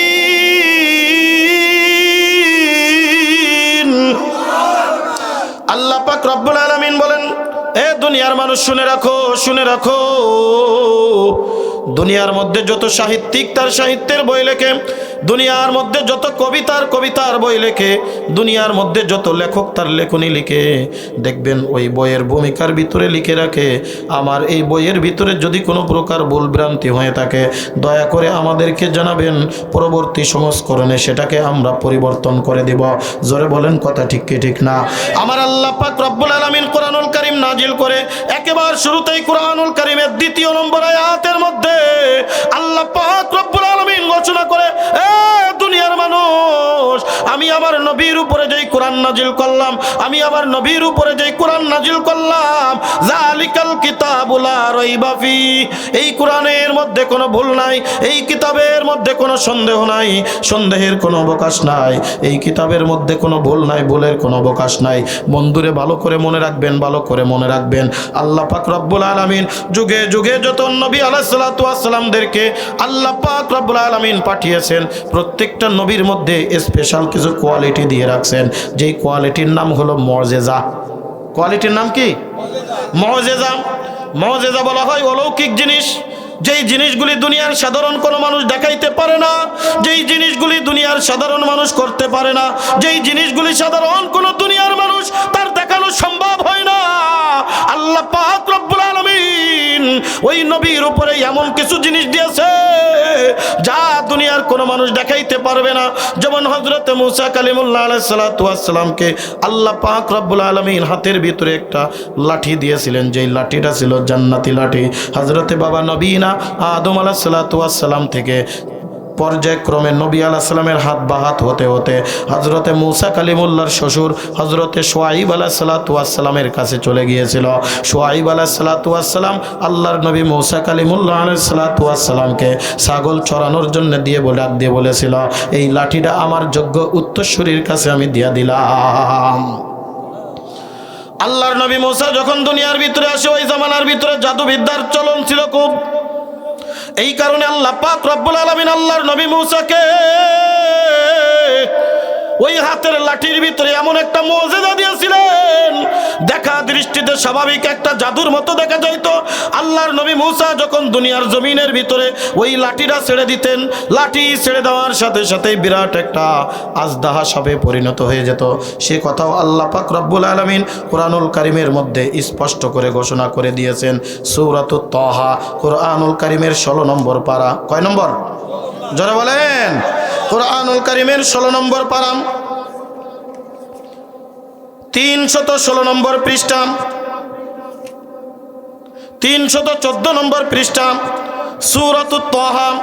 আল্লাহ পাক রব্বুল আলামিন ডাক দিয়ে বলেন, ওয়ামা তিলকা বিয়ামিনিকা ইয়া মূসা ক্বালা হিয়া আসাই আতাওয়াক্কাউ আলাইহা ওয়া আহুশু বিহা আলা গনামি ওয়ালিয়া ফিহা মাআরিবু উখরা ক্বালা আলকিহা ইয়া মূসা ফাআলকাহা ফাইযা হিয়া হাইয়াতুন তাসআ। কুরআনুল কারীমের 314 নম্বর পৃষ্ঠা 16 নম্বর পারা, সূরাতুত তাহার 17 নম্বর আয়াত থেকে আল্লাহ পাক রব্বুল আলামিন আল্লাহর নবী মুসা আলাইহিস সালাতু ওয়াস সালামের এই মুজিজা সম্পর্কে আলোচনা করেছেন। ওয়ামা তিলকা বিয়ামিনিকা ইয়া মূসা, হে মূসা তোমার হাতে কি? ক্বালা হিয়া আসাই, রব্বুল আলামিন এটা তো একটা লাঠি। আল্লাহ পাক রব্বুল আলামিনের কাছে আরো বলতেছেন, লাঠি দিয়ে টেজ দিয়া দাঁড়ায়, লাঠি দিয়া ছাগলের জন্য পাতা পাড়ি। আল্লাহ পাক ডাক দিয়ে বলে, এটা সাধারণ কোনো লাঠি না, এই লাঠিটা তো আমি আল্লাহ আদম আলাইহিস সালামকে জান্নাত থেকে পাঠিয়েছিলাম। জোরে জোরে কোন সুবহানাল্লাহ। আলকিহা ইয়া মূসা, হে মূসা তোমার হাতের লাঠি জমিনের ভিতরে ছাইড়া দাও। ফালকাহা ফাইযা হিয়া হাইয়াতুন তাসআ। আল্লাহ পাক রব্বুল আলামিন বলেন, আল্লাহর নবী মূসা যখন জমিনের ভিতরে হাতের লাঠি ছাইড়া দিলেন, দেওয়ার সাথে সাথে বিরাট একটা আজদা সাপ। মূসা আলাইহিস সালাম দিলে দিলে ভয় পেয়ে গেলেন, এতক্ষণ যেটা আমার হাতের লাঠি ছিল, এই লাঠিটা তো সাপ। মনে করেন রাত্রে অন্ধকারে আপনি বাড়ি যাচ্ছেন, বাড়ি যাওয়ার পথে হঠাৎ করে মনে করছেন সামনে একটা লাঠি, লাঠি মনে করে ধরে নিয়ে যাচ্ছেন। বাড়ি যখন আলোয় গেলেন, যায় দেখেন আপনি একটা জাতি সাপ, জাস সাপ, কীটো সাপ, কি সাপ বলে এই যে ফানা ধরে, হ্যাঁ জাতি সাপ। বলেন তো আপনার মনে তখন কি একটা ঝিড়কি দিয়ে উঠবে না? ভয় লাগবে না? তাড়াতাড়ি টান মারে ফেলে দেবে না? আর আল্লাহর কাছে শুকরিয়া আদায় করবেন, আল্লাহ বাঁচাইছে। একটা যদি সবল মারতো আমি তো জায়গায় শেষ হয়ে যাইতাম। কথা বলেন ঠিক কিনা? আল্লাহর নবী মুসা আলাইহিস সালাম মনে মনে একটু ভীত সন্ত্রস্ত হয়ে গেলেন, এতক্ষণ যেটা আমার হাতে লাঠি ছিল এইটা তো একটা সাপ। আল্লাহ পাক রব্বুল আলামিন ডাক দিয়ে বলে, লা তাখাফ ক্বালা খুযহা ওয়া লা তাখাফ, এ মুসা ভয় পাওয়ার কোনো কারণ নাই, ওই দেখো সাপটা ফনা ধরে আছে, মুখের ভিতরে তোমার আঙ্গুল ঢুকায়া দাও, দেখবা আগের মতোই লাঠি হয়ে গেছে। জোরে জোরে কোন সুবহানাল্লাহ। বন্ধুরা, অনেক লম্বা চওড়া ইতিহাস, আমি ওদিকে যাব না। আপনারা কোরআনুল কারীমের তাফসীরগুলো দেখে নিতে পারেন। কোরআনুল কারীমের 314 নম্বর পৃষ্ঠা 16 নম্বর পারা সূরাতুত তাহার 17 নম্বর আয়াত থেকে আল্লাহ পাক রব্বুল আলামিন দীর্ঘ আলোচনা করেছেন। প্রায় 4 পৃষ্ঠা পর্যন্ত আল্লাহ পাক রব্বুল আলামিন এই আলোচনাটা করেছেন। এটা ছিল স্পেশাল আল্লাহর নবী মূসা আলাইহিস সালামের একটা মুজিজা। আল্লাহর নবী ঈসা আলাইহিস সালামের মুজিজা আল্লাহ পাক দিয়েছিলেন। 1000 বছরের মৃত ব্যক্তিকে যদি আল্লাহর নবী ঈসার সামনে হাজির করা হতো, আল্লাহর নবী যখন ডাক দিয়ে বলতেন কুম বিইজনিল্লাহ, এই আল্লাহর নামে ওঠ, আল্লাহর নামে ওঠ, সাথে সাথে ওই ব্যক্তি দাঁড়ায় যাইতো আর ডাক দিয়ে বলতো আসসালাতু ওয়াসসালামু আলাইকা ইয়া ঈসা রূহুল্লাহ, আল্লাহু আকবার। আল্লাহর নবী ঈসাকে ডাক দিয়ে সালাম দিয়ে দিতেন। হাজার হাজার বছর আগের মিনু মানুষও যদি আল্লাহর নবী মূসা ঈসার সামনে হাজির করা হতো, মানুষের কোনো আকৃতি নাই, শুধু হাড্ডি গুড্ডি, ওই মানুষটাও জিন্দা হয়ে যাইতো। আর বাড়িতে আপনি কি খাবার খেয়ে আসছেন, হাতটা দেখার সাথে সাথে বলে দিতেন তুমি এই তরকারি দিয়ে খাইছো। আল্লাহর নবী ঈসার মুজিজা। আর আমার আপনার নবীকে আল্লাহ পাক রব্বুল আলামিন এই পৃথিবীর জমিনে পাঠিয়েছেন। প্রত্যেকটা নবীর ভিতরে যত মুজিজা ছিল সব মুজিজা আমার নবীর ভিতরে দিয়েছিলেন। তবে স্পেশাল একটা মুজিজা আল্লাহ পাক রব্বুল আলামিন আমার আপনার নবীকে দান করেছিলেন। বলেন তো সেই মুজিজার নাম কি? জোরে বলেন। পবিত্র কালামুল্লাহল কোরআন। এই কালামুল্লাহর ভিতরে আল্লাহ পাক রব্বুল আলামিন 1 নম্বর আয়াতের ভিতরে রাখলেন, দুনিয়ার মানুষ তোমরাও তো ফাসি বলিকওয়ালা, তোমরাও তো সাহিত্যবিদ, তোমরাও তো ভাষাবিদ, আমার নবীর উপরে এমন একটা কিতাব নাজিল করে দিলাম যেই কিতাবের মধ্যে কোনো ভুল নাই, যেই কিতাবের মধ্যে কোনো ভুলের অবকাশ নাই, যেই কিতাবের মধ্যে কোনো সন্দেহ নাই, যেই কিতাবের মধ্যে সন্দেহের কোনো অবকাশ নাই। বলেন তো এটা কার কথা? আরো জোরে। আল্লাহ পাক রব্বুল আলামিনের কালাম, এই কারণে বলা হয় কালামুল্লাহ। এই কিতাবের মধ্যে যা কিছু আছে সব সত্য কথা। বলেন ঠিক কি ঠিক না? এক চুল পরিমাণ, জর্রা পরিমাণ, একটা নুক্তা জের জবর পর্যন্ত কোনো ভুল নাই, ভুলের কোনো অবকাশ নাই। শুধু এতটুক বলেই আমার আল্লাহ ক্ষান্ত করে নাই। এরপরে আল্লাহ পাক রব্বুল আলামিন কিছুক্ষণ পরেই ডাক দিয়ে বলেন সূরাতুল বাকারা, কোরআনুল কারীমের 5 নম্বর পৃষ্ঠা সূরাতুল বাকারার 23 নম্বর আয়াতের মধ্যে আল্লাহ পাক রব্বুল আলামিন চ্যালেঞ্জ ঘোষণা করে দিচ্ছে, আমি শুধু এতটুক বললাম না কোরআনের মধ্যে কোনো ভুল নাই, ভুলের কোনো অবকাশ নাই, বরং আমি আল্লাহ আবার চ্যালেঞ্জ করে দিচ্ছি, ওয়া ইন কুনতুম ফি রাইবিম মিম্মা নাযালনা আলা আবদিনা ফাআতু বিসূরাতিম মিন মিসলিহি ওয়াদউ শুহাদাআকুম মিন দুনিল্লাহি ইন কুনতুম সাদিকিন। কোরআনুল কারীমের 5 নম্বর পৃষ্ঠা সূরাতুল বাকারার 23 নম্বর আয়াত আল্লাহ পাক রব্বুল আলামিন ঘোষণা করে, বান্দা তোমরা মনে রাখো। মনে করতেছে এটা নবীর পক্ষ থেকে বানানো, মনে হয় নবী নিজের পক্ষ থেকে বলে, না না না, আমি চ্যালেঞ্জ করে দিলাম যে এইটা মানুষ বানায় ওইটা আরেকজন কপি করতে পারে। জোরে কোন কথা ঠিক কিনা? বিশ্বের ভিতরে যে রাষ্ট্র যা কিছু বানাক, দেখবেন চাইনাওয়ালারা ওইটা কপি করে ওইটা আর একটা ছাইড়া দেয় অল্প দামে। কথা কন না কেন? দেখবেন যে মোবাইলটা নোকিয়াওয়ালা বানাইছে, একই কোয়ালিটি, দেখতে একই রকম, রিংটোন একই রকম, কিন্তু কপি। কি বলেন তো? আজ পর্যন্ত কোরআনের কপি কেউ বানাইতে পারছে? কোরআনের কপি কেউ তৈরি করতে পারছে? আল্লাহ পাক ডাক দিয়ে বলে, বান্দা শুধু এতটুক বলে আমি ক্ষান্ত করলাম না, ভুল নাই, বরং আমি আল্লাহ চ্যালেঞ্জ ঘোষণা করে দিলাম, এটা শুধু তোমাদের জন্য না, কিয়ামত পর্যন্ত যত আমার বান্দা আসবে, কত বিজ্ঞান প্রযুক্তি আসবে, কত কিছুই তো আবিষ্কার হবে, কত কিছুই তো তৈরি হবে, কত কম্পিউটার তৈরি হবে, যার ভিতরে ভুল দিলি শুদ্ধ বাইরে আসে। কথা বলেন ঠিক কি ঠিক না? এই যে আমাদের পরীক্ষার সময় প্রশ্ন করতে দেওয়া হয়, ডক্স নামে একটা মোবাইলে একটা সফটওয়্যার আছে, নাম কি? ডক্স। ডক্সের ভিতরে আপনি যখন কোনো কিছু লিখবেন, যদি আপনার বানানে ভুল যায়, সাথে সাথে লিখে লাল কালি দিয়ে দিবে। মানে এটা ভুল। ওই লাল কালির উপরে আপনি একটা ক্লিক করবেন, দেখবেন শুদ্ধ কোনটা ওইটা চলে আসছে। বলেন তো আজও পর্যন্ত এই কুরআনুল কারীম আজও পর্যন্ত কোনো বাপের বেটা বলতে পারছে কুরআনুল কারীমের এই পারার মধ্যে এত নম্বর পৃষ্ঠার মধ্যে এই সূরার ভিতরে অথবা এই আয়াতের মধ্যে এই জায়গাটা ভুল আছে, অথবা এই জায়গাটা জবরের জায়গায় জের হওয়া দরকার ছিল, এই জায়গাটার নোক্তা উপরে না নিচে হওয়া দরকার ছিল, আজও পর্যন্ত পাইছেন নি এরকম কোনো ব্যক্তি? আমার আল্লাহ ডাক দে বলে, দুনিয়ার মানুষ শোনো, তোমরা যদি মনে করো নবী মুহাম্মাদের পক্ষ থেকে বানানো এই বড় কোনো সূরা বানানো লাগবে না, সূরাতুল বাকারার মতো কোনো সূরা বানানো লাগবে না, সূরাতুল আলে ইমরানের মতো কোনো সূরা বানানো লাগবে না, সূরাতুন নিসার মতো কোনো সূরা বানানো লাগবে না। আমি কুরআনুল কারীমের মধ্যে সব থেকে ছোট্ট যেই ছোট্ট সূরা নাজিল করেছি এই রকম একটা সূরা তোমরা বানায় দেখাও। আবু জাহেলের সামনে যখন এই কথাটা প্রকাশ করা হলো, আবু জাহেল বলে এইবার পাইছি সুযোগ। এই ডাক যত সাহিত্যিক আছে, যত সাহিত্যিকেতরা আছে, সব সাহিত্যিকদের একত্রিত করা হলো। একত্রিত করে এইবার ডাক দিয়ে বলা হলো, বলো তো তোমাদের কোরআনের মধ্যে সব থেকে ছোট্ট সূরা কোনটা? এইবার আল্লাহর নবী ডাক দিয়ে বলে, কাফেরেরা, কুরআনুল কারীমের মধ্যে সব থেকে ছোট্ট সূরা হলো সূরাতুল কাউসার। 3টা আয়াত, ছোট্ট ছোট্ট আয়াত বিশিষ্ট। আল্লাহ পাক রব্বুল আলামিন এই সূরাতুল কাউসারের মধ্যে বলেন, ইন্না আ'তাইনাকাল কাউসার ফাসাল্লি লিরাব্বিকা ওয়ানহার ইন্না শানিআকা হুয়াল আবতার। জোরে কান আল্লাহু আকবার।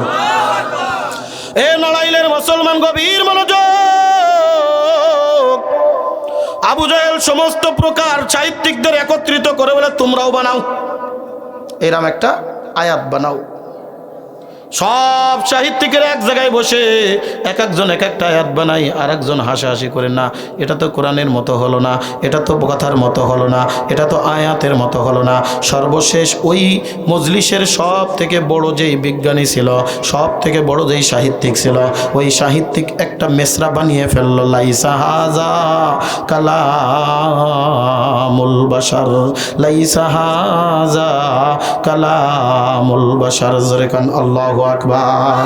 ইন্না আ'তাইনাকাল কাউসার ফাসাল্লি লিরাব্বিকা ওয়ানহার ইন্না শানিআকা হুয়াল আবতার। 4th নম্বর মেসরা তারা বানায়, লাইসা হাযা কালামুল বাশার। মিলছে কি মেলে নাই?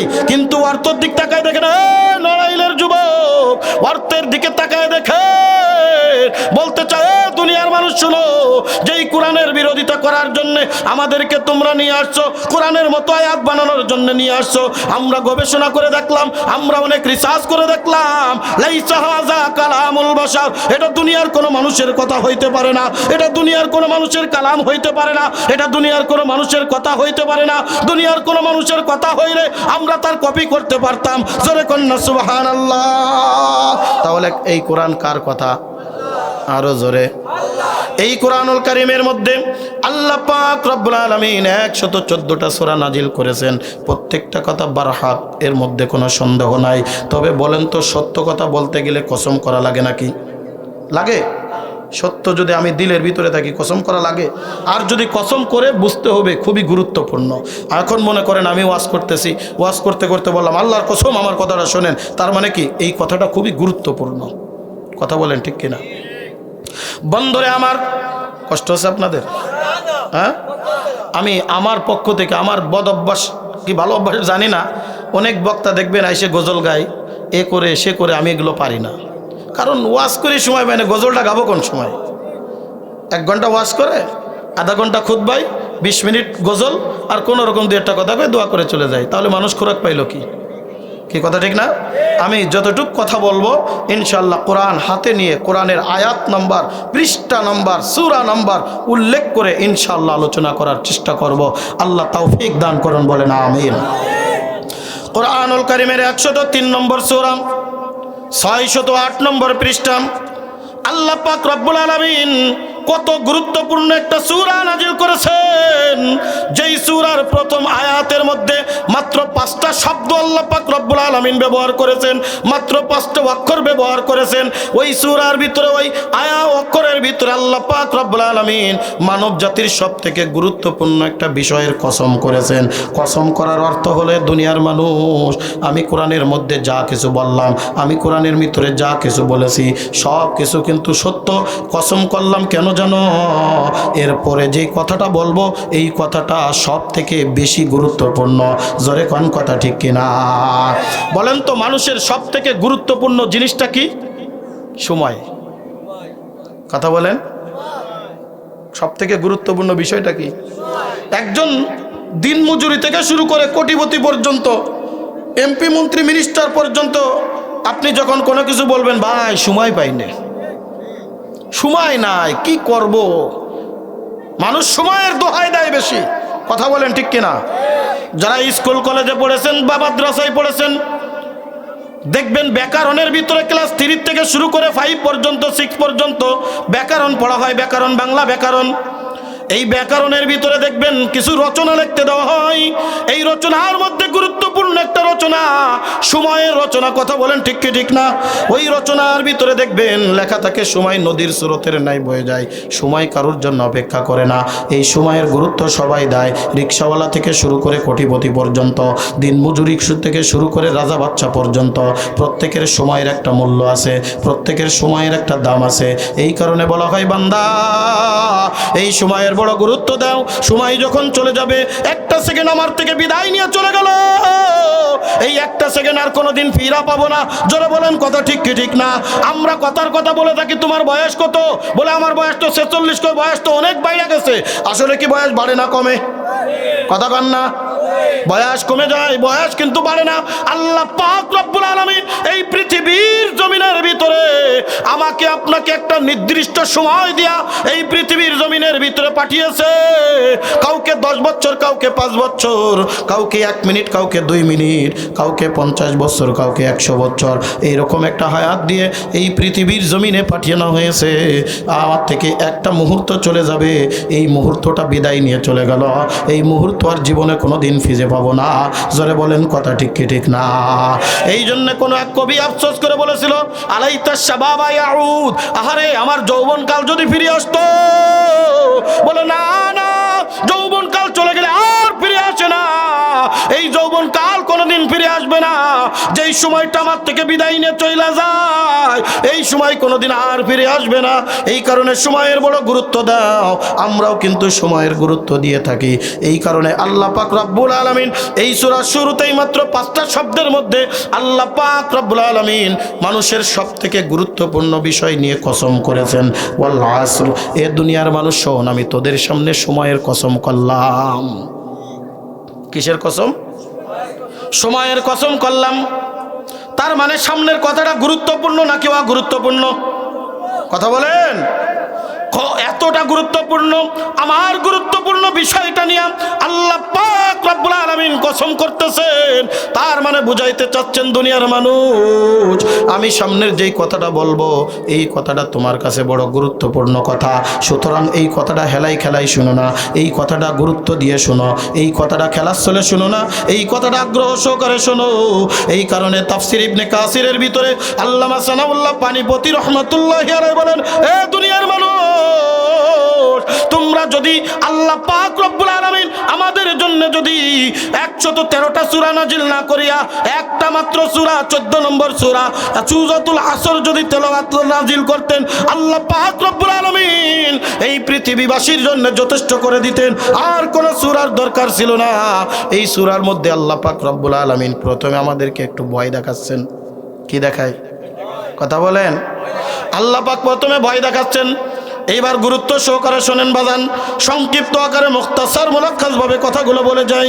আল্লাহ পাক রব্বুল আলামিন শুরুতেই আমাদেরকে একটু ভয় দেখাচ্ছেন। 2 নম্বর আয়াত আল্লাহ পাক রব্বুল আলামিন বলেন, ইন্নাল ইনসানা লাফি খুসর।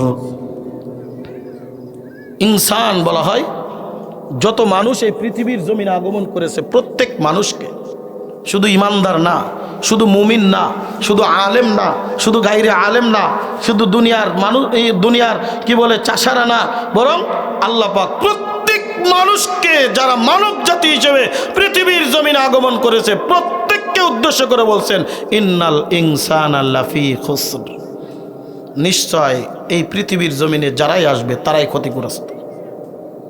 তারাই কি? তাহলে এই ক্ষতির ভিতরে আমিন নুরানি আসি না নাই? মাওলানা সিরাজুল ইসলাম সাহেব আছে না নাই? আপনি আছেন না নাই? পর্দার অন্তর যুবক বাবাজিরা আছে না নাই? বৃদ্ধ বাবাজিরা আছে না নাই? অর্থাৎ যারাই মানুষ তারাই ক্ষতিগ্রস্ত, যারাই মানুষ। তাহলে কি আমরা ক্ষতির ভিতরে থাকবো না ক্ষতির থেকে বাঁচতে হবে? এখন যদি বলা হয় তোমার বাড়িতে বড় বিপদ, তাহলে কি ওই বিপদ নিয়ে বসে থাকবেন না বিপদ থেকে বাঁচার চেষ্টা করবেন? কীরকম চেষ্টা করবেন? জীবন প্রাণ দিয়ে চেষ্টা করবেন। মনে করেন আপনার বাড়িতে আগুন ধরে গেছে, আগুন যখন ধরে যাবে তখন কি আপনি দাঁড়ায় দাঁড়ায় চায়া চায়া দেখবেন নাকি আগুন নেভানোর চেষ্টা করবেন? যদি আগুন নিভাইতে যে আমার কোনো জায়গায় পুড়িয়ে যায় তাও চেষ্টা করবেন। কথা বলেন ঠিক কিনা? যা দরকার তাই করব এই বিপদ থেকে বাঁচার জন্যে। কথা বলেন ঠিক কিনা? বন্ধুরে আমার গভীর মনোযোগ, আল্লাহ পাক রব্বুল আলামিন ডাক দিয়ে বলে, তাহলে এই কথাটা সত্য না মিথ্যা? কথা কয় না, আমার কথা কি বুঝেন? আল্লাহ পাক রব্বুল আলামিন যেহেতু বলছেন এই দুনিয়ার মানুষ সবাই ক্ষতিগ্রস্ত, বলেন তো এই কথাটা সত্য না মিথ্যা? কেমন সত্য? এর উপরে আর কোনো সত্য হতে পারে না। জোরে বলেন কথা ঠিক কি ঠিক না? আল্লাহ পাক রব্বুল আলামিন ডাক দিয়ে বলে, দুনিয়ার মানুষ তোমরা সবাই ক্ষতিগ্রস্ত, ক্ষতির থেকে কেউ বাঁচতে পারবে না। এই পৃথিবীর জমিনে যারাই আগমন করবা সারাই কিন্তু ক্ষতিগ্রস্ত। তবে এই আয়াত যখন নাজিল হয়ে যায় সাহাবা ইকরামের ভিতরে কান্নার রোল পড়ে যায়। হযরত আবু বকর কান্দে, হযরত ওমর কান্দে, হযরত উসমান কান্দে, আলী কান্দে, সাহাবা ইকরামের ভিতরে কান্নার রোল। আর তৃতীয় নম্বর আয়াত নাজিল হইতেছে না, আল্লাহর নবী মাথা নিচের দিকে দিয়ে বৈশা আছে, আবু বকর ওমর কাঁদতেছে, হযরত উসমান কান্দে, আলী কান্দে। ও রাসূলুল্লাহ, আমরা সবাই ক্ষতিগ্রস্ত, আমরা কি তাহলে বাঁচতে পারবো না? ওই জাহান্নামের আগুনের ভিতরে যদি আল্লাহ পাক রব্বুল আলামিন আমাদেরকে ফেলা দেয়, বাঁচার তো কোনো উপায় থাকবে না। ক্ষতির থেকে বাঁচবো কেমনে বলেন? বলেন বলেন তো আমার নবী কি নিজের থেকে কিছু বলে? কথা বলেন, বলাই কে? কার মাধ্যমে? জিবরিল আমিনের মাধ্যমে। কথা বলেন কি ঠিক কি ঠিক না? মুহাম্মদ হরগিজ না গুফতা, তা না গুফতা জিবরাইল, জিবরাইল হরগিজ না গুফতা, তা না গুফতা রব জলিল, জিবরাইল হরগিজ না গুফতা, তা না গুফতা রব জলিল। জোরে কন্না আল্লাহু আকবার। আল্লাহর নবী নিচের থেকে কিছুই বলেন না যতক্ষণ পর্যন্ত জিবরিল আমিন ওহী নাজিল না করে, আর জিবরিল আমিন ওহী নিয়ে আসে না যতক্ষণ পর্যন্ত আল্লাহ পাক রব্বুল আলামিনের পক্ষ থেকে জিবরিল আমিনকে পাঠানো না হয়। আল্লাহর নবী মাথা নিচের দিকে দিয়ে বসে আছে, মসজিদের ভিতরে কান্নার রোল পড়ে গেছে। আল্লাহর হাবিব চিন্তামগ্ন, আর কেন আয়াত আসে না? এইবার আল্লাহর নবীর চোখের ভিতরে পানি। আমার উম্মতকে তাহলে বাঁচবে না, আমার উম্মতকে বাঁচানোর উপায় কি? আমার উম্মতকে বাঁচানোর উপায় কি? আল্লাহর নবী যখন আসমানের দিকে তাকাইতেন আল্লাহ পাক রব্বুল আলামিন সহ্য করতে পারতেন না। আল্লাহ পাক রব্বুল আলামিন সাথে সাথেই জিবরিল আমিনকে পাঠিয়ে দিতেন। জিবরিল আমিন হাজির, আসসালাতু ওয়াসসালামু আলাইকা ইয়া রাসূলুল্লাহ, আসসালাতু ওয়াসসালামু আলাইকা ইয়া হাবিবাল্লাহ। ওগো আল্লাহর নবী, আপনার চোখে কেন পানি? ইয়া রাসূলুল্লাহ, আপনি কেন কাঁদেন? আপনার চোখের ভিতরে পানি কেন? আপনার চোখের ভিতরে পানি কেন? দেখতেছি আপনি আসমানের দিকে তাকাইতেছেন, কারণ কি বলেন? আল্লাহর নবী ডাক দে বলে, জিবরিল দুইটা আয়াত নাজিল করলা, আর কি আয়াত নাই? আল্লাহ বলছেন প্রত্যেকটা মানুষ ক্ষতিগ্রস্ত, এই ক্ষতির থেকে বাঁচার উপায় কি জানা নাই? আল্লাহ জিবরিল আমিন ডাক দে বলে, ইয়া রাসূলুল্লাহ, আল্লাহ পাক এখনো আমাকে কিছু বলে নাই, তবে অপেক্ষা করেন, অবশ্যই আল্লাহ একটা সুরাহা করে দেবে।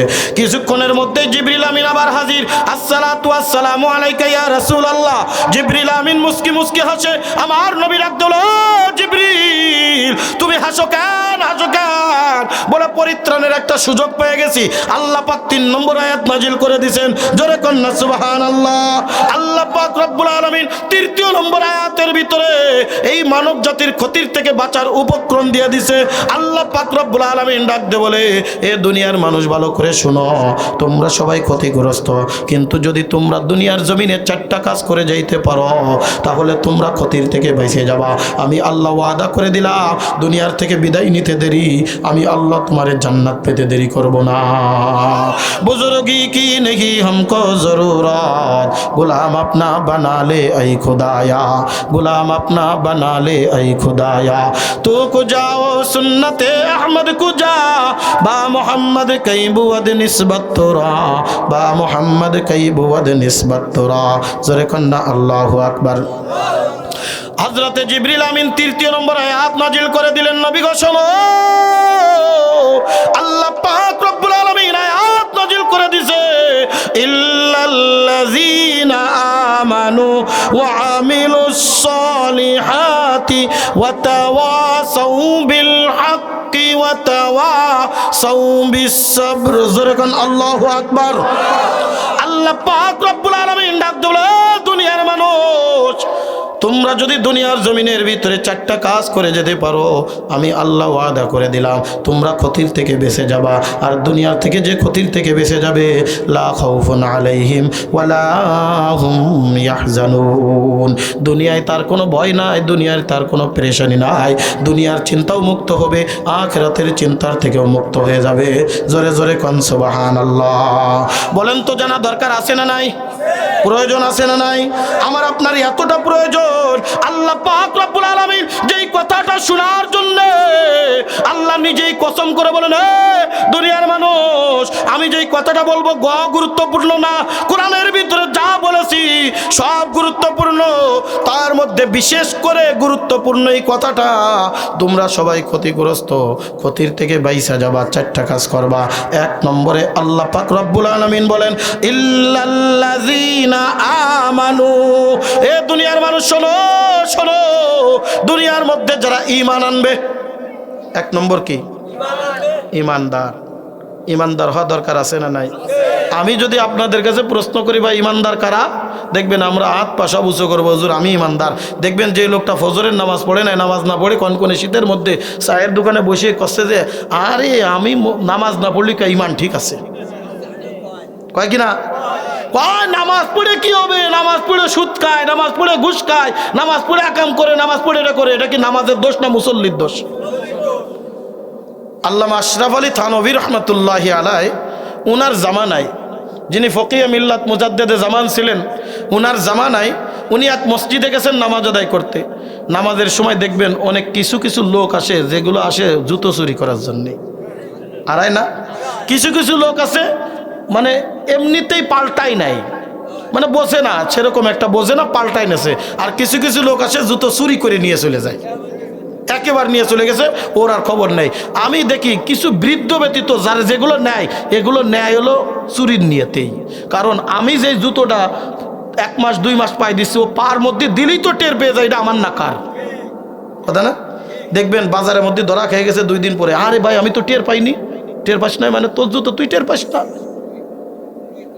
বন্ধুর পকেটের ভিতর হাত ঢুকিয়ে টাকা নেচ্ছে, কয় কিরে কি এরিস, কয় টেস্ট করলাম দেখি তুই টের পাস নাই। কয় টেস্ট না, এগুলো হলো এমন টেস্ট করতেছে, যদি টের পালি টেস্ট করলাম, টের না পালি চুরি করলাম, কথা কয় না? টের পালি টেস্ট করলাম, টের না পালি ও আস্ত, মানে আর সব হালাল। পকেট রাস্তায় পড়ে রয়েছে 10টা টাকার নোট, ডাক দেখোছে এই টাকা কার, টাকা কার। মনে হচ্ছে কত কিছু না, যদি 500 টাকা পাই দেখবেন ডাইন তাকায় বামে তাকায়, পকেটে উঠে কয় হালাল, কথা হয় না? 500 টাকার কাছে ইমান বিক্রি হয় না, 100 টাকার কাছেও বর্তমান ইমান বিক্রি হয়। রাত্রের অন্ধকারে ওই যে আমার মাওলানা সিরাজুল ইসলাম সব ভাই আছে, বারবার নির্বাচিত মেম্বার যিনি, উনি আরও ভালো বলতে পারবে। রাত 12টার পরে দেখবেন বাড়ির পরে এসে 100টা দিয়ে জায়গায় খবরদার এদিক ওদিক মারবি না, আমার ওই জায়গায় মারবি, দেখবি 100 টাকা ইমান শেষ।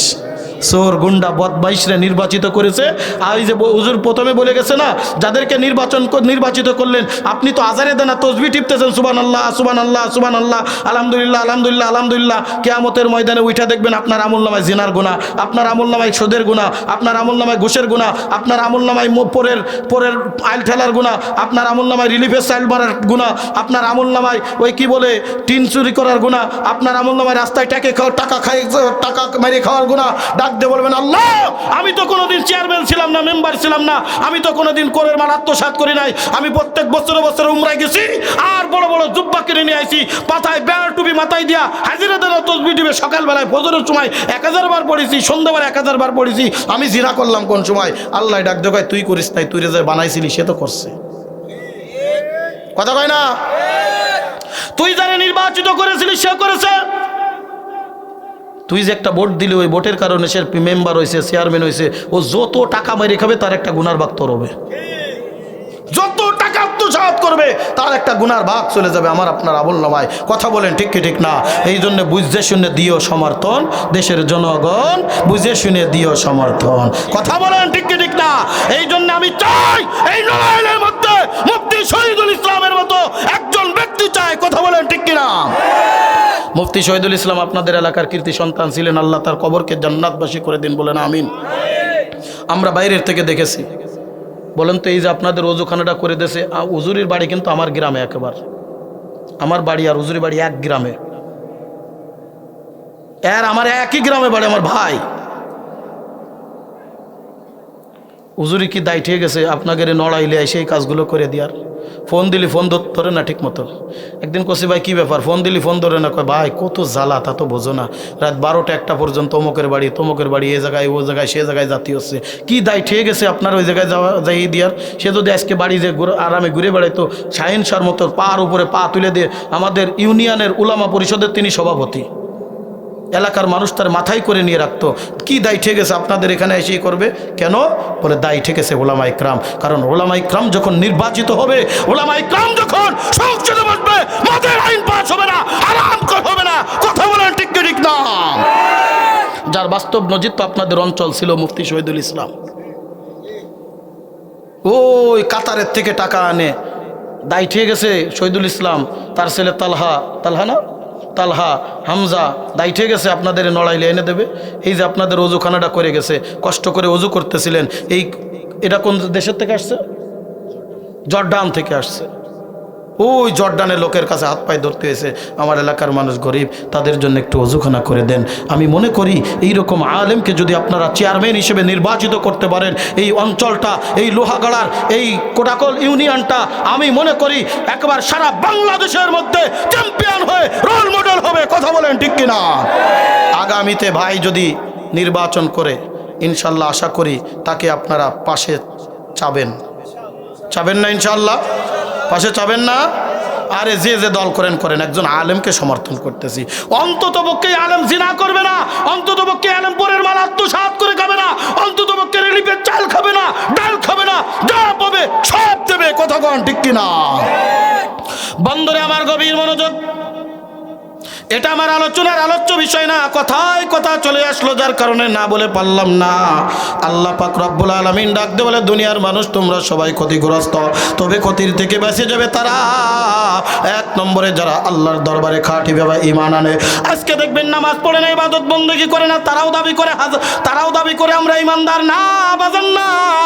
আজকে আমরা ঈমানদারের ঘরে জন্ম নিয়ে ঈমানদার, আজকে আমরা মুসলমানের ঘরে জন্ম নিয়ে মুসলমান, আজকে আমরা হয়ে গেছি গরু খাওয়া মুসলমান। গরুর গোশত পাইলে আর ডাইনে বামে তাকাই না। মসজিদের মুয়াজ্জিন যখন আযান দেয়, হাইয়া আলাস সালাহ হাইয়া আলাল ফালাহ, আল্লাহু আকবার আল্লাহু আকবার, এ বান্দা তুই মসজিদে গেলি না, এ বান্দা তুই ঘুমের থেকে উঠলি না, এ বান্দা তুই মসজিদমুখী হইলি না। এই ইমানদার আল্লাহর দরবারে দরকার নাই।